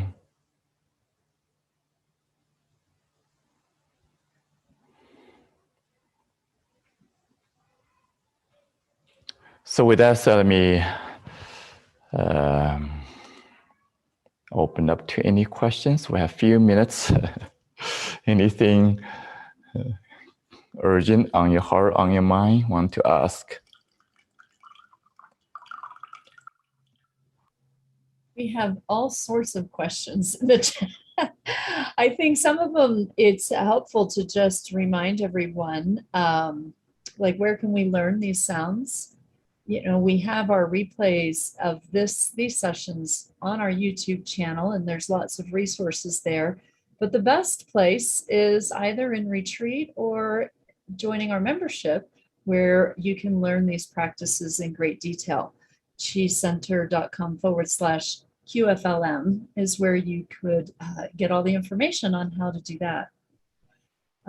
They have a lot of questions about, can sound healing happen spontaneously and involuntarily? That's an interesting question. It can happen. When it happens, it's good, but don't depend on that. So even it's like when you feel certain emotion, if you listen to your body, allow the body to make the sounds, any kind of sound can come out, expression of the emotion can be helpful, can be, but these are more random. So you cannot depend on these circumstances for continuous healing. So the structure sound, from accumulative development, the sound we're sharing at least more than 1,000 years old, and from accumulative, time test, so to speak, specifically addressing the deeper energetic associating with the 5-organ system. So it's really purposeful, time tested. It's not random. Doesn't mean the random one will not, helpful. Still can be helpful, but the consistent one allow you go deeper, consistently. The key word is consistency. Anything you do at one time might be incredibly powerful, but if cannot repeat consistently, then the true benefit is limited. Yeah, spontaneous thing can happen. No question about it. Let's continue to next question.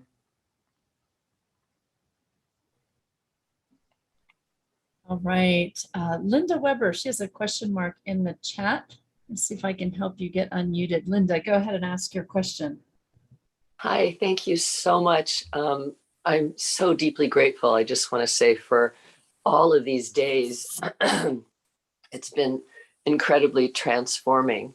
I have two I hope, simple questions.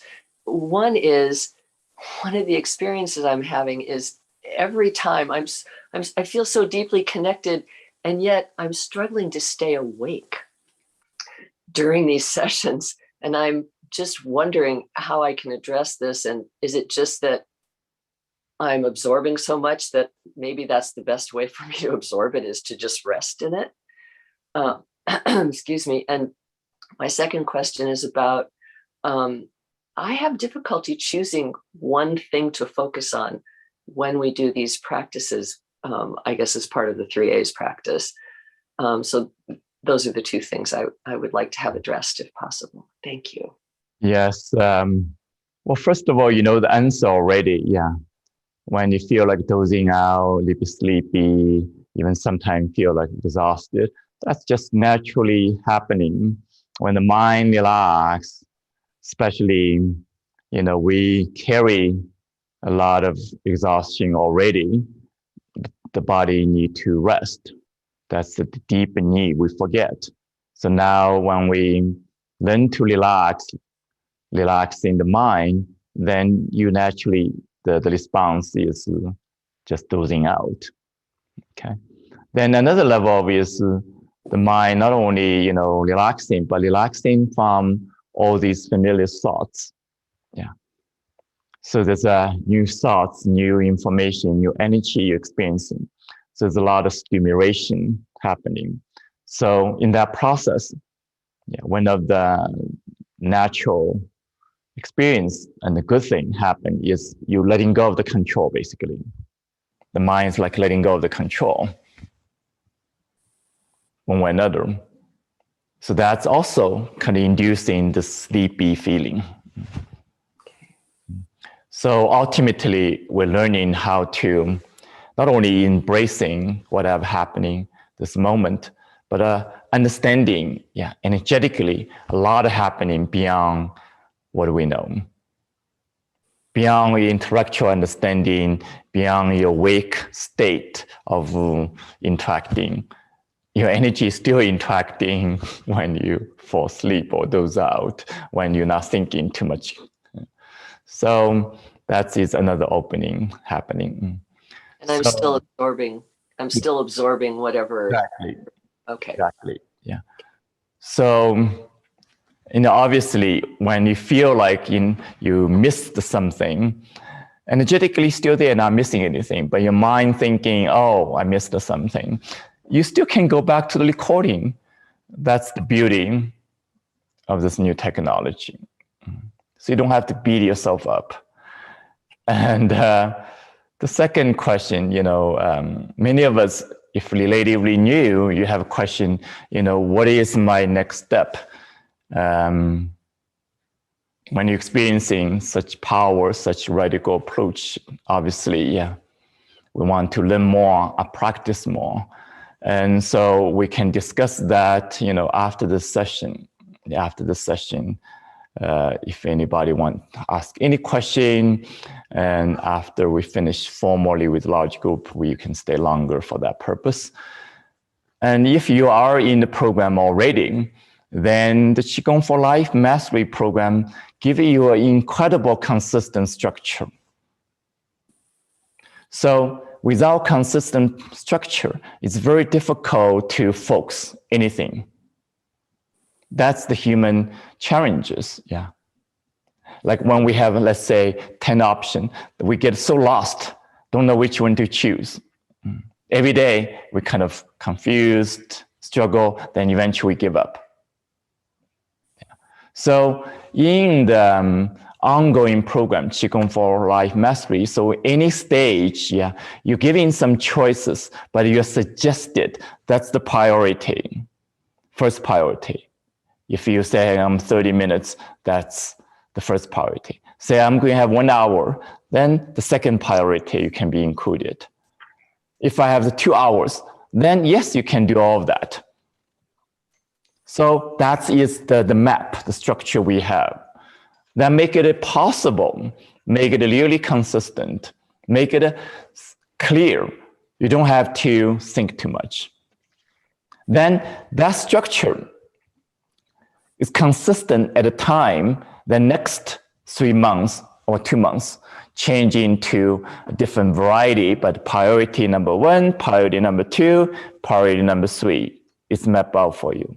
Then you continue that way, next 2 months, priority number 1, priority number 2, priority number 3. Then over the years,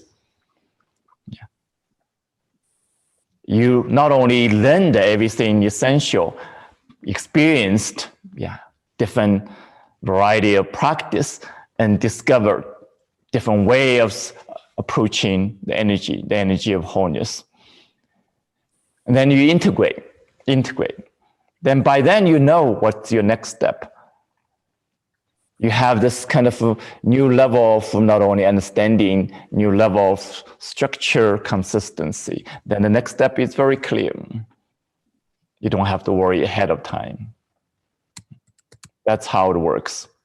So I'm really strongly suggest for, even, seasoned practitioners, if you want to create another level of consistency and structure and the focus, and the new program, it's not new, Qigong for Life Mastery Program can support you to make that happen for you. Master Mingtong, may I just clarify my second question? Yeah. It was about doing like 3A's practice, like the practice that we just did is about finding one challenge to focus on. I find myself going, oh, what do I choose? I have many things that are concerning. Choose one. Just choose one. Let's say first one come to your mind. Okay. Let's say when you choose one, the next one pop up, next one pop up, next pop up, you go back to. Okay. Thank you. First one or anyone. Okay. So if I stagger off to something else, come back to exactly. Yeah. Okay. Stay with it as long as possible, but more importantly, is really go into your body. So it's not about, again, mentally resolving everything. It's energetically experiencing a deeper level, discovering the deeper resolution. It's not mental. It's like energy opening the doorway for you to move forward with whatever issue in your life, basically. It's different from a mental solution. Like, oh, that's a problem. Give me a solution. Yeah. If you live fully, you understand life doesn't work that way. It's discovering how to live with whatever issue, with more love, more empowerment, more wisdom, more connection. Our new possibility.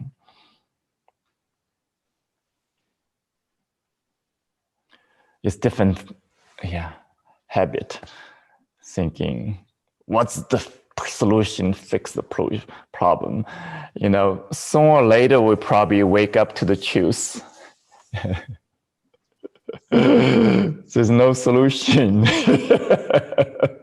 There's no solution to your problem. Then you wake up to the deeper truth. There's no problem. Your thinking is identified that as a problem.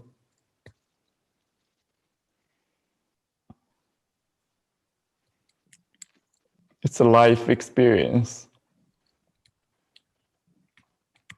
It's a continuous evolution.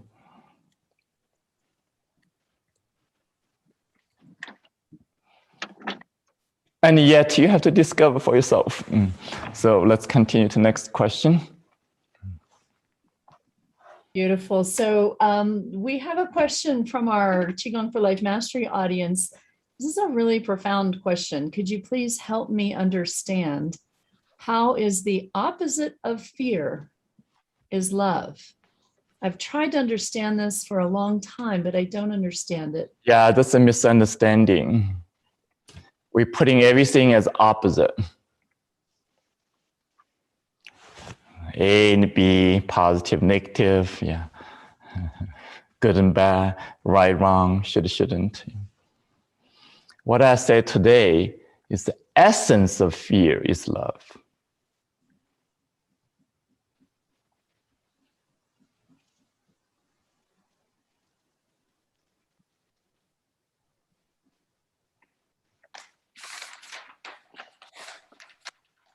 complete different understanding, complete radical view. So I'm not going to explain this to you. Intellectual becomes so intellectual. Instead, I'm going to invite you to meditate on that. Is that true or not for you? One simple question may be asking, without love, what do you have fear? Simply.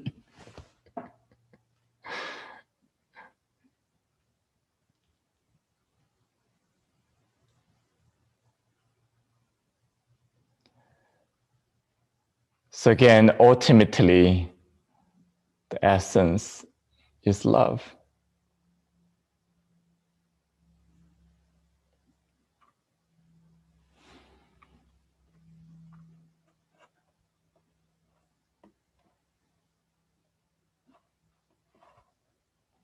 You can say fear is floating love. The love floating. Cannot flow, cannot open, cannot express freely. It's a floating love. That's what it is. So you can only understand energetically.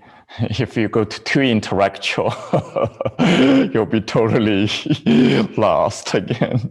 Then the intellectual is based on black and white.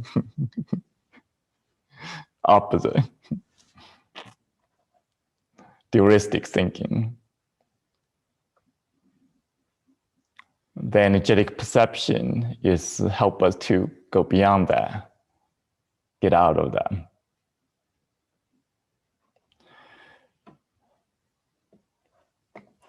It's like you have to let go of the way of understanding based on dualistic in order to understand something which is beyond dualistic. That's these too wordy right now. But don't worry about it if it doesn't make any sense for you. So let's continue with one more question.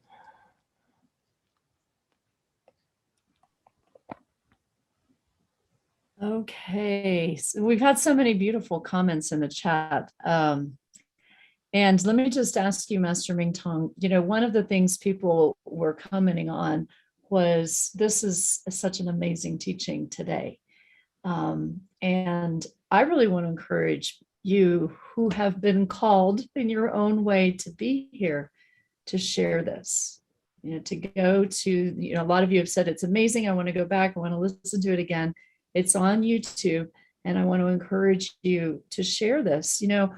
It's up to each of us to pass this forward.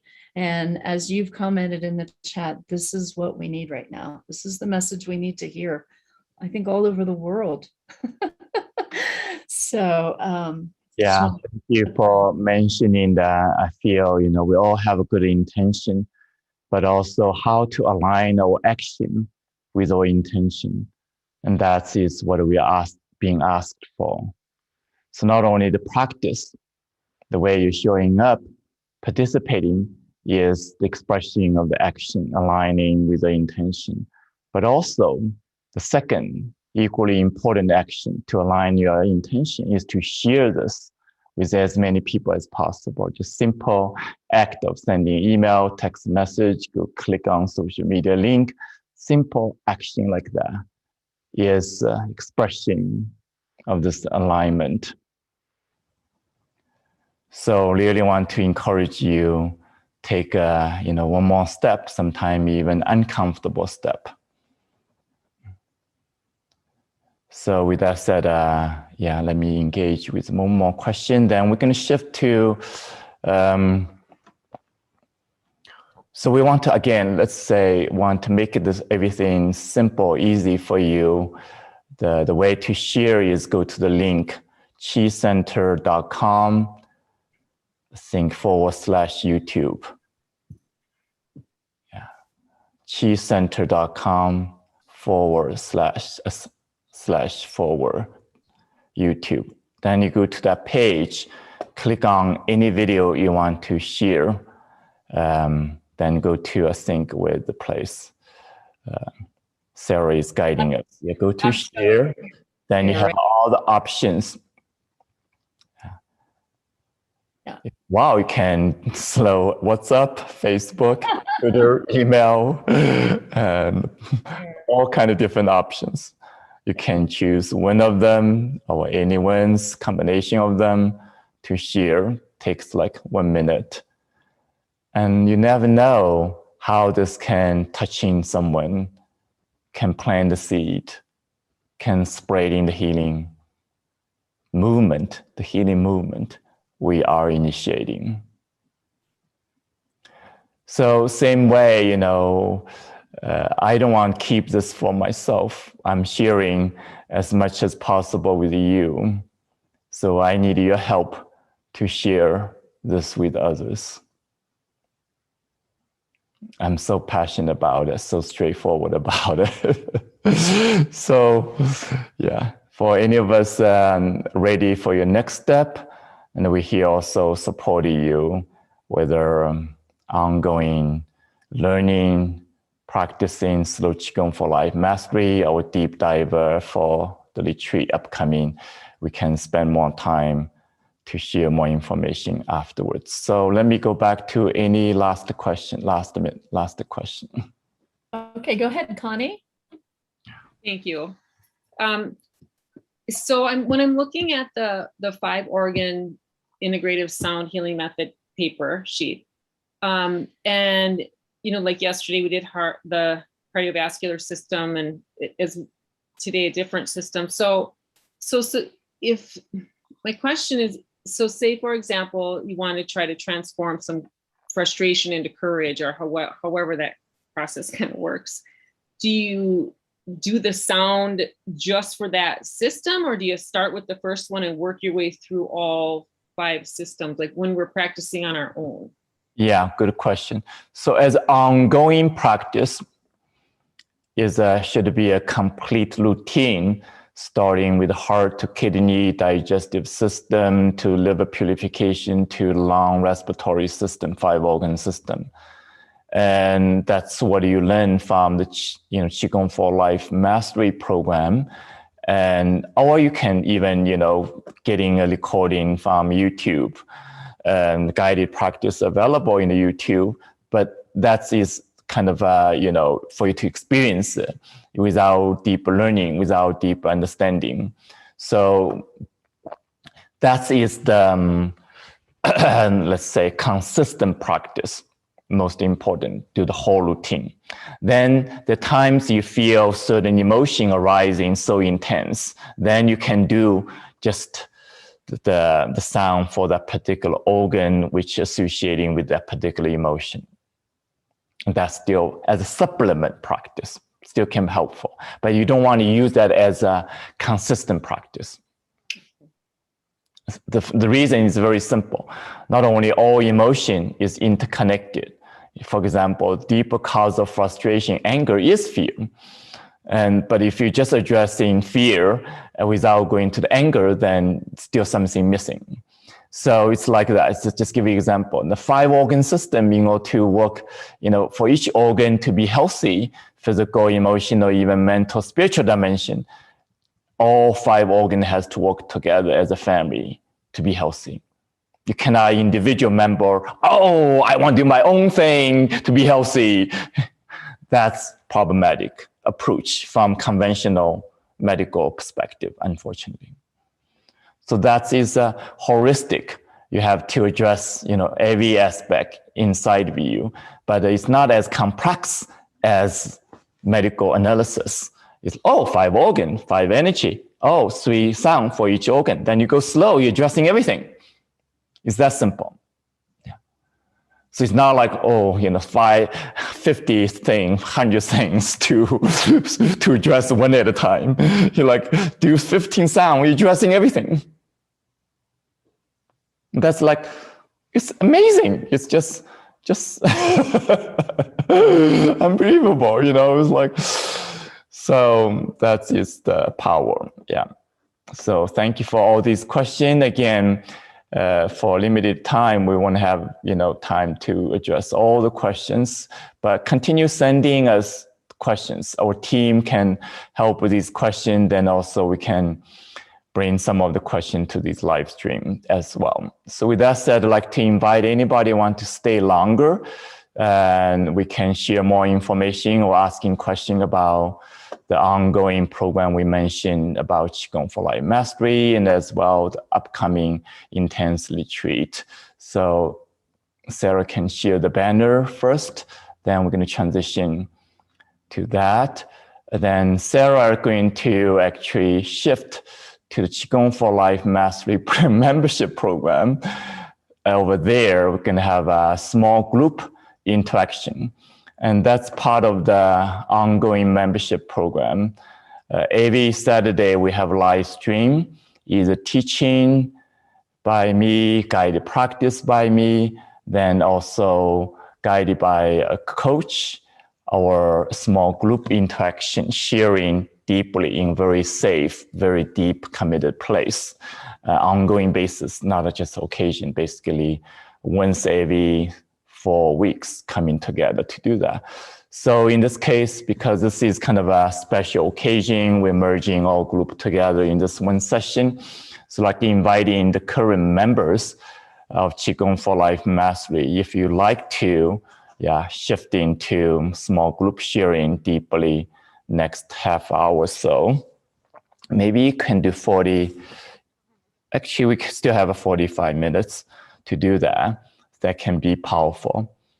And if you want to stay here longer, for if you have a question about the retreat, you can do that. Either way is fine. But I'm going to stay in this room to answer any question about Qigong for Life Mastery and the retreat. Then Sarah can go to the Qigong for Life Mastery classroom to arrange a small group. So we're going to have a dividing our responsibility. Yeah, so if you are in Qigong for Life Mastery and you're in this Zoom room with our Qi TV audience, I do invite you at this time to go to the other Zoom room and we'll go into small groups. And Master Mingtong, would you like to give us our reflection topics for small groups? The theme is, how reflecting on, your progress. How wisdom and Qigong have helped you so far, particularly transforming fear, releasing anxiety, and minimizing the habit of judgment. And what is your next step? Moving towards deeper healing, awakening on your own journey. So again, small group sharing will be, really deepening our process as we started in so far last 2 hours. So enjoy that. For those of you who aren't familiar with our Qigong for Life Mastery, Master Mingtong has been talking about the 5 things we do here in Qigong, and one of them is community.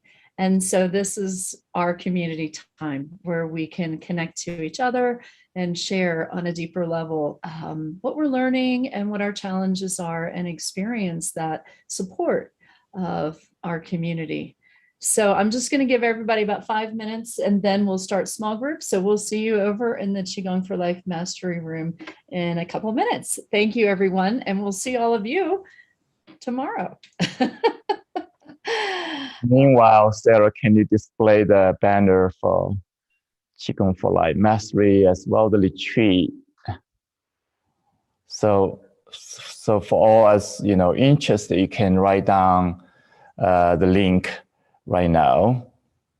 So have that information handy, and then we can ask any question about either one or both of them. Master Mingtong, this is Selena.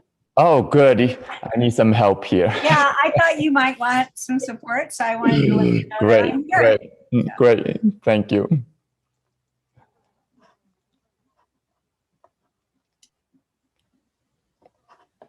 So once we write down these two links, just first of all, let me clarify, these two programs is really working together perfectly. It's not like, you have to, separating them, choose one over another. You can start, one of these two or continuously, take advantage of both.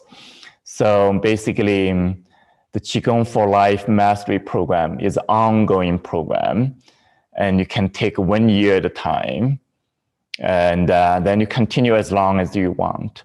So that's basically it's ongoing learning, experiencing, repeating, deepening, embodying, transforming the habit over the time. So it's very structured, gradual process, and allow you integrate into your busy life, allow you to, let me do something, okay.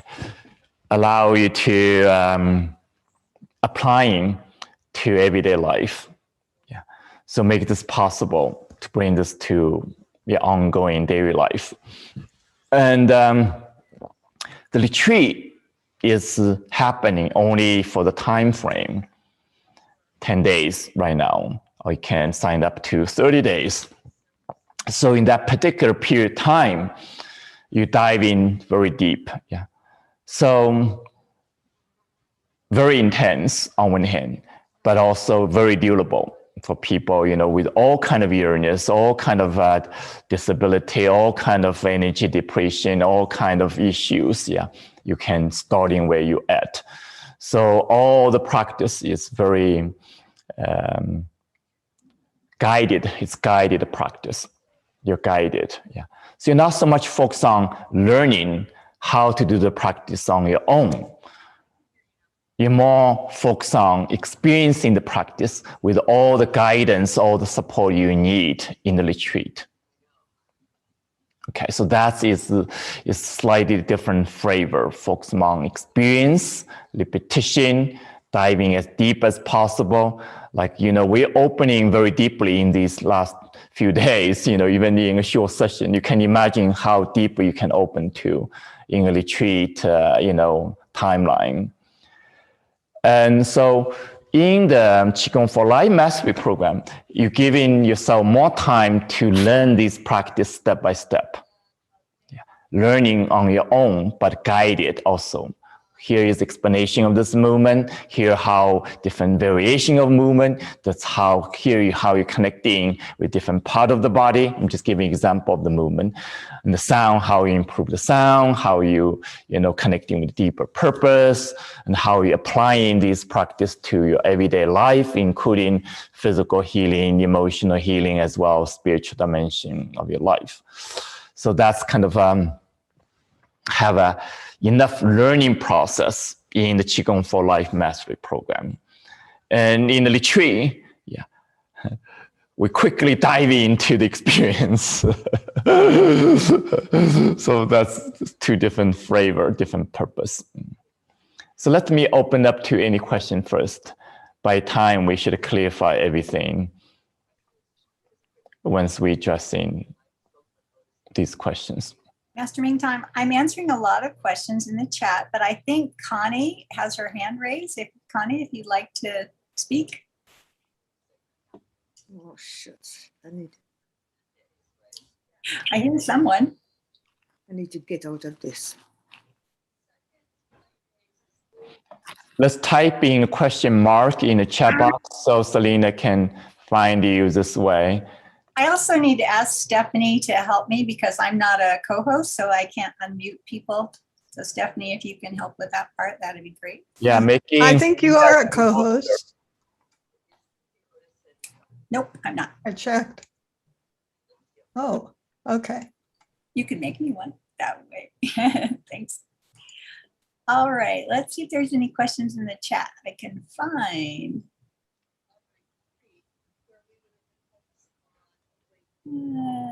Asking about what time the classes are on Saturday for QFLM and GTV. If you want to take that one, Master Mingtong, and I can also answer it in the chat. I don't see any other typed in questions right now.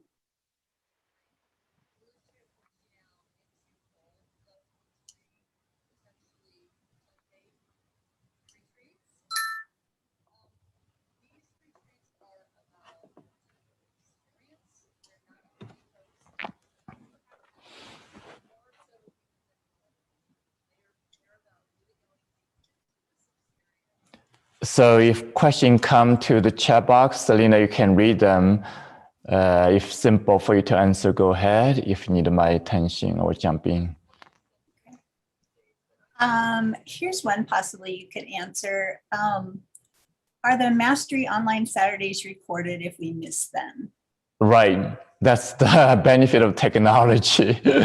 Everything we do is recorded, and then you can review, even repeating. And a lot of students now enjoy repeating their favorite sessions. And that is most ideal. By repetition, you can truly, not only digesting, remembering, but more importantly, able to apply to your practice, to your life more deeply. Here's a question about how long the retreats are each day. It's a new timeline this year. We start at 9 a.m. Mountain Time and continue until 4:30 p.m. Mountain Time. And then Master Mingtong will be giving some assignments, self-guided assignments for you to do after that. We've shortened the day that you need to be on Zoom for a lot of reasons, and especially for people who are in different time zones overseas. So tangibly, about 6 hours live stream session without including the break time, I mean the lunch break. And then additional activity on your own at your home based on assignment. So help you to integrate, help you to make this possible in your busy life. Almost like a regular working schedule. Yeah, here's a related question, Master Mingtong. Nancy says, I'd like to participate in the retreat. However, I'm not able to dedicate 100% time. I have to work part-time. Can I still participate? I think it's more than possible. You do whatever you can according to the schedule. Ideally, more than 60% of time should be able to attend in live stream. And then you can review or just using the recording, because the recording will be available for at least 2 weeks or longer. I don't remember exactly. So you can extending your retreat to beyond just 10 days, so to speak. Here's another question. Does the year-long program, QFLM, explain the background and benefit of each exercise? So the bottom line is everything is covered in the Qigong for Life Mastery program. Everything is covered. But of course, not in one session. Often we think, oh, I need to know everything from one session. That's just absolutely impossible.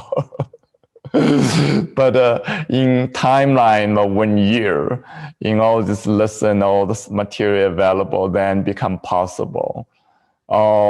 Everything is explained, covered. That's the beauty of the ongoing program. But what is need to be covered, not necessarily explaining what's the background of that particular movement. You don't need to know. Plus, basically the background information about all these practices is very simple. Yeah, very simple. Explain how this works. Yeah. A lot is explained. It's not like something, theoretical analysis, So it doesn't take much time. Yes, the short answer, yes, mostly explained, mostly covered, especially in the ongoing program. So again, another related question, is it better to repeat the basic lessons to develop the skill or to continue through the lessons in QFLM? Good questions. I would say do both. Do both. If you can do both, that's the best. That's the best. Let's see. I've been practicing on and off wisdom healing Qigong for, it didn't say for how long. Can I join a retreat for 1 week? So yeah, our retreat designed right now, the upcoming one is 10 days. Yes, at some point we may have a 1 week long retreat. So you really want to follow the structure. Again, if you have only 1 week time available, that's okay. Another 3 days, do as much as possible, or using the recording. Nice. This is a basic one. I thank you for answering them in person. I don't have time to type everything as quickly as they're coming in. I'm currently in New Vision QFLM. I'm in level 1 right now. When I finish level 1, will I then automatically go to level 2 in the same order? And will I still have access to the level 1 modules? Yes, yeah. So whatever you have studied, as long as you're current in the membership, then you have access to all the material you have studied. So you can go back, repeat, review, and so on. And when you move to the next level, the next level structure differently than the first year. So you're going to have more time for each practice, 3 months for each practice. And you're going to extend in your practice. You're going to have more time to not only understand, but also experiencing the depths of the teaching, the practice. And so often people surprised until they're, engaged in the next level. They're like, oh my God, I don't realize there's the next level so much deeper than the first level. You think the first level is amazing already. It's intense already. It's quite a, powerful already. When you go to the next level, like, oh my God, But can I explain to you, ahead of time until you do it, engage it? Here's a question for you. Will the retreat include the healing transmission? Yes, we can have a group healing session because of a different design of the schedule. We're going to do healing session afternoon, not every day. Then the rest of the retreat, you will have opportunity to use the recording of these healing sessions to relax, to receive the healing transmission every night. Here's a beautiful question. Would it be too much to start the Qigong for Life Mastery program and the upcoming 10 days of retreat at the same time? Enthusiasm, I love it. That's great. Appreciate that. Yeah. What do you think? It's really, there's nothing as not too much. Yeah. It's basically you arrange your schedule, It's really simple. It's like when you do the retreat, you dive in the retreat for 10 days. You don't have to worry about Qigong for Life Mastery. Even you sign up, the lesson is waiting for you after the retreat. Yeah. So you totally engage in the retreat with powerful, deep experience possible.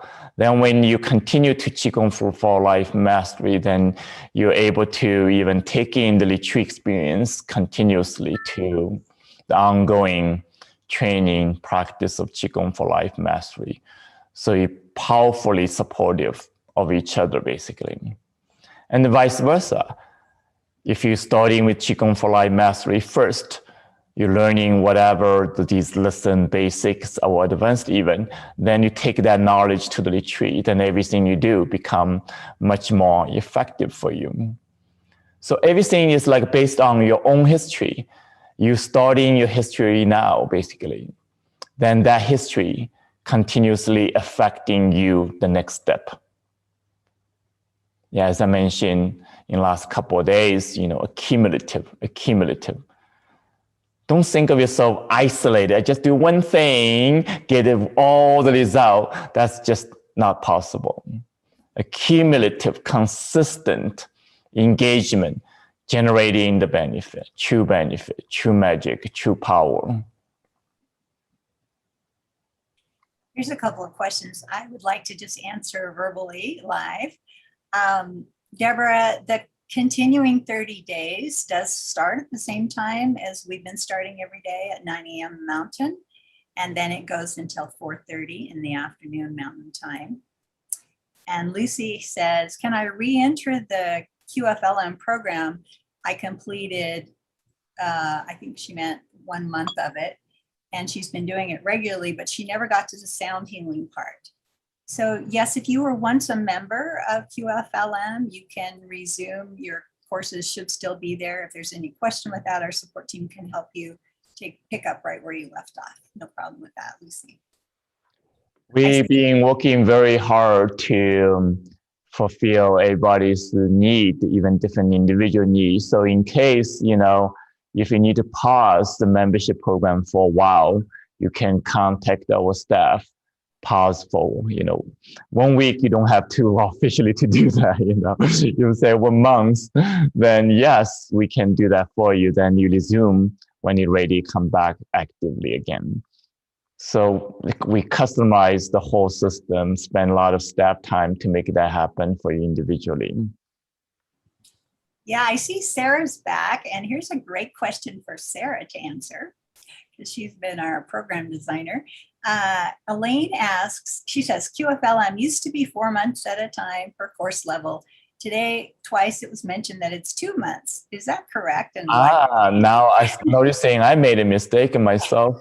Actually, the first year now, level 1 is 2 months for each theme, each practice. And Actually, Master Mingtong, the rest is 4 months. we're integrating it. It's going to be all the same format. Yeah, we're getting ahead of it. So wait, 4 months or 3 months? Now I'm confusing myself. No, we're gonna integrate the level 2. We've already started so that it'll be the same format as level 1 is. Okay, so it's not going to go back to the old way. Okay.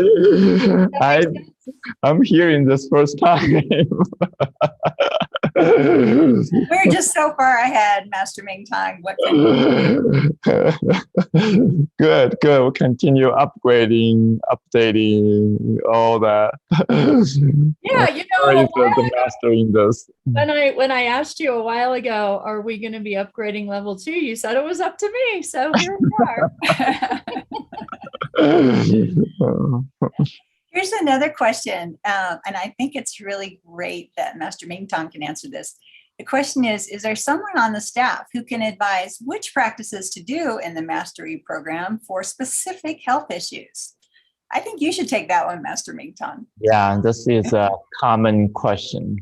The most truthful, beneficial answer is any practice. Yeah. And the best is over the time, you're able to increase your commitment and learning, so on. You're able to practice combination of movement, sound, and meditation.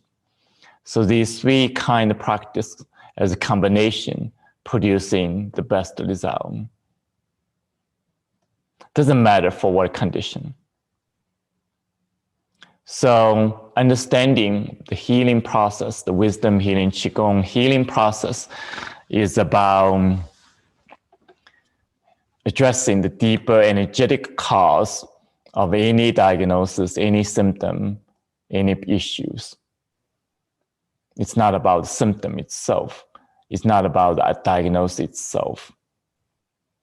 It's about go beyond that, deeply go into the energy in your system. So all the practice is designed to tap into the energy of your body, deeply the energetic wholeness of your body, physical, emotional, mental, spiritual. So not like, oh, I have a problem with the heart, therefore I need to work with the energy of the heart. No, you need to work with the energy of the 5 organ system, brain as well, the whole body. Oh, I have a pain, therefore I have to do certain thing only. No, you have to address your emotional pain. Address your mental stress. Again, all energetic. So when you're realizing the combination of the movement, sound, practice, meditation allow you to access the wholeness of energy inside of you. allowing any part of the body, energetic parts of the body, to wake to the wholeness, connecting with the rest of the body, allowing all parts to work together. And that is a, clear understanding, but very important understanding, different from our conventional approach, based on diagnosis, based on problem solving, based on fragmentation, based on just your antidote, releasing the symptom. So we're addressing the deeper cause, energetic cause. So really important to learn this new paradigm and approaching the practice from this new paradigm, approaching your choice from this new paradigm. So you can go beyond the limitation of conventional treatment, limitation of even holistic treatment, even limitation of so-called treatment. Treatment is depend on others, depend on someone else. Self-healing, Qigong is self-healing, is self-initiated healing process. It's not in the same category of treatment. It's not a treatment. It's a self-healing, self-awakening process. So again, we can talk more in these courses, including the retreat, so on, but I want to just give you a summary outline so you can have a deep understanding. Then the choice you're making becomes so much more clear and effective. And the question you ask, it becomes so much more deeper, much more beneficial. And obviously, in giving time, you can, depends on your commitment, say, I have only, I want to. You have 24 hours. Every human being have 24 hours on the planet. It's your choice. Okay, I choose, half hour a day for this. I choose 1 hour a day. It's choice. Everybody have 24 hours a day. So if you choose have 30 minutes a day, then you cannot do all these three practices. Then any practice you choose can help you. So over time, you focus on the long-term benefit. For example, in 1 year program, Qigong for Life Mastery Program, you're able to do all these practices. So then over time, you're generating the result of combined practice. So you're not depending or expecting yourself, I'm going to have to do everything in 1 week, do everything in 1 month. You have a plan, do everything in 1 year. Then suddenly the benefit, a cumulative benefit, arise. So that is gradual approach. So again, yes, if you say, I want more, ready for more in a short period of time, then the retreat is serving that purpose. In the retreat, you do all the practice, not just 1 hour a day, many hours a day. We involve all these activity, 5 activity, the teaching, the movement, the sound, the meditation, the community interaction. And even one more is the integration to your life. That is like additional surprise benefit of online retreat without leaving your home. So that's how it works. Beautiful. Here's another really great question. Kathleen's wondering, how is community integrated in the year-long program when everyone's going at their own pace in their own time? Good question. So everybody may engage in, well, there's only 4 different practice. And so some people engage in this and this 4 different practice, and maybe in a different stage of different practice. So there's some variation, but not a lot of variation. That's one thing to recognize. Then also recognizing, when we come in together in the live stream, it's a lot of interaction, a lot of sharing. And the theme we're addressing in the live stream is a common theme. Does not depend on what practice you're doing. Okay. So just like this session we've been doing last few days, in the first 10 days, these are common theme. Doesn't matter you are learning the movement or not, or learning the sound or not, learning the pure consciousness meditation or not. These are common things we all need to address. And the paradigm, the most important part of the wisdom healing Qigong, is most important. So that's what we're addressing in the live stream a lot, often. Then some of the live stream we do, is really guided practice. So the guided practice changing over the time, over the weeks. So everybody got to experience, a version of a particular kind of practice. Bring up a new flavor of the practice they have learned, or experiencing the flavor of the practice they're yet to learn. So the detail of the practice might be different from each other, but the common energetic is same. So most importantly, we're addressing the energetic. And that's the unique quality of wisdom healing Qigong. And most importantly, we're addressing the paradigm, the application of the paradigm for your healing, for your spiritual growth. So that application is continuously addressed in different contexts, different sessions.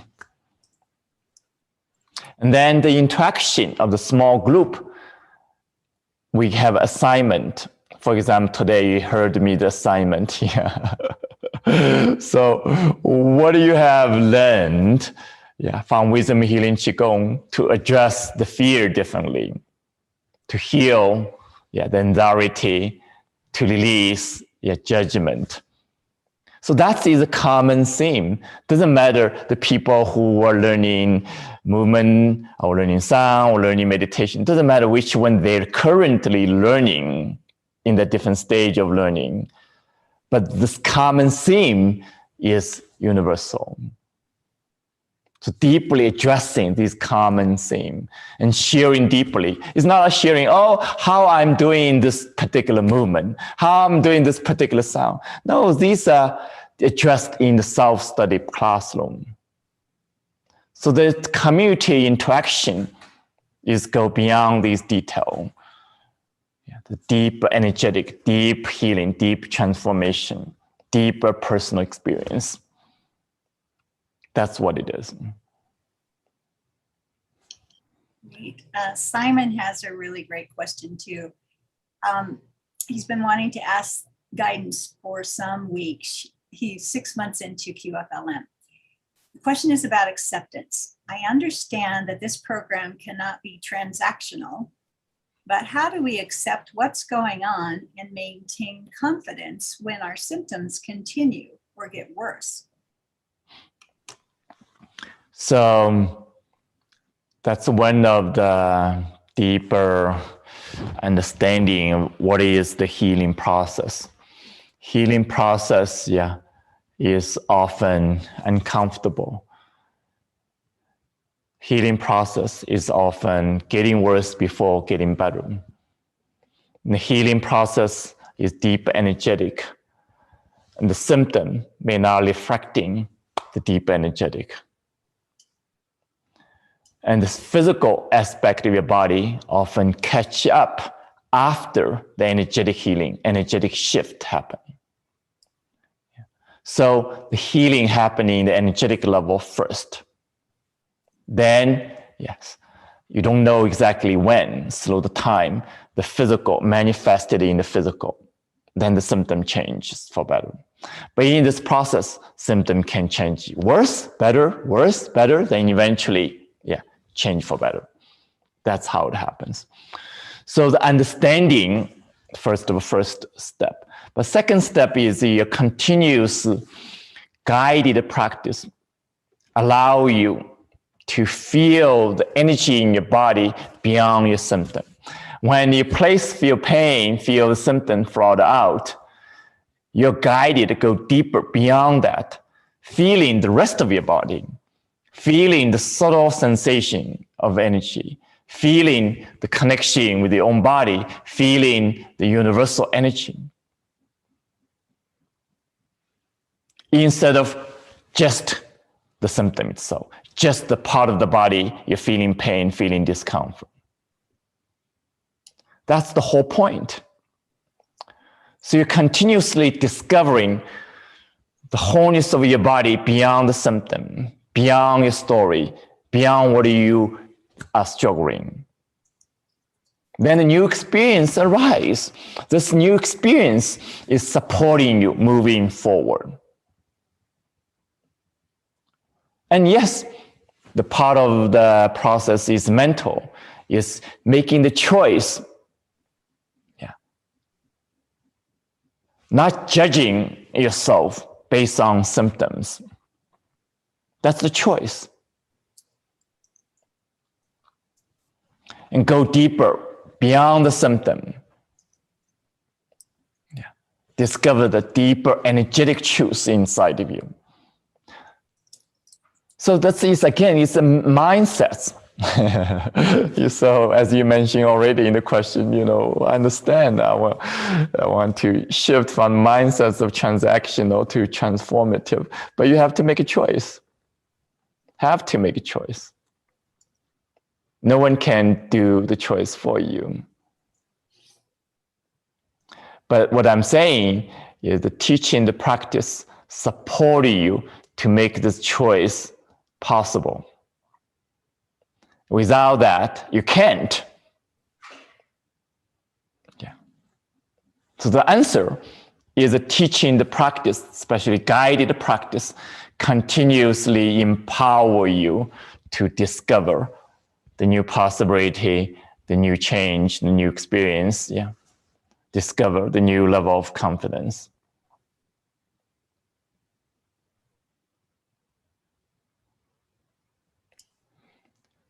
What's the process? Yeah. We are engaging to realize health, to realize your happiness, to realize your connection, to realize your purpose of life, to realize your freedom.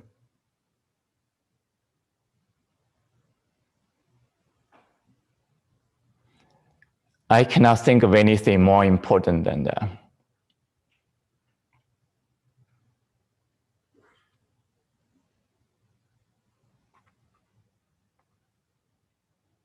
So I'd like to invite you to meditate on, what's the deeper meaning, deeper value.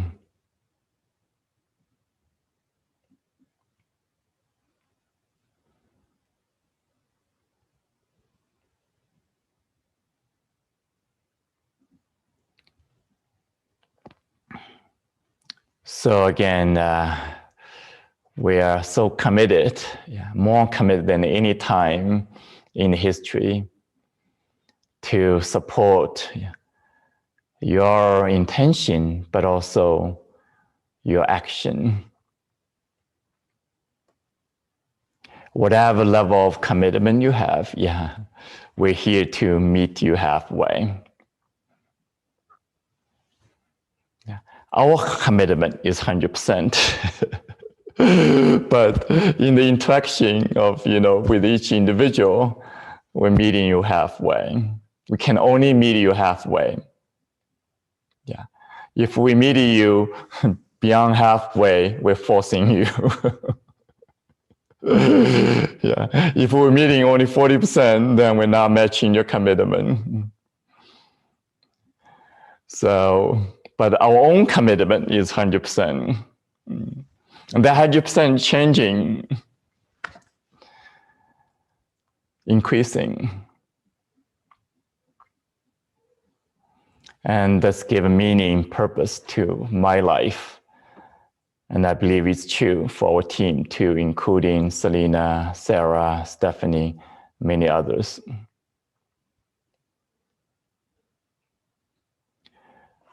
So with that said, thank you for joining us, for continuously showing up, and especially continuously pioneering. We're pioneering this wisdom experience slow online.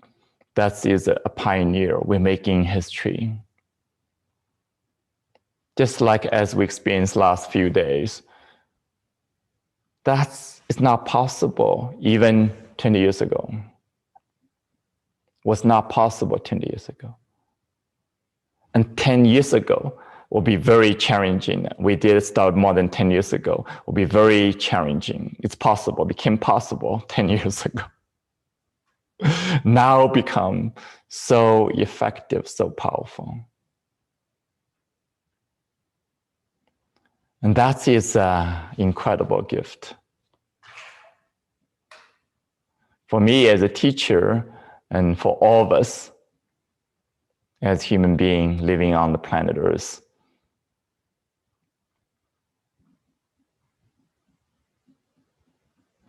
So with that said, let's do a big howla. Let's go to the gallery view and see each other. Just such a delightful feeling, experience. So again, see these old friends, familiar face, as well new friends, new faces. Yeah. Please open your video if you can. Seeing, being seen, is so part of a human need, human experience. But we're learning to be seeing, see in a new energetic container, new energetic way. With all the love, all the connection, all the commitment in whatever level you are at, connecting with the energy of healing. It's the same energy of love, the same energy of joy, same energy of creation. We say, Howla, Howla, Howla.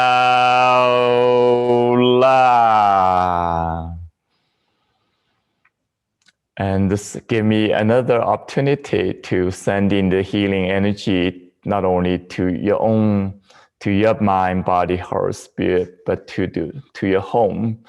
Just seeing your living room, bedroom, wherever you're at, give me a tangible bridge to send in the energy, share the energy to where you're at in your home. Give me another dimension of fulfilling experience.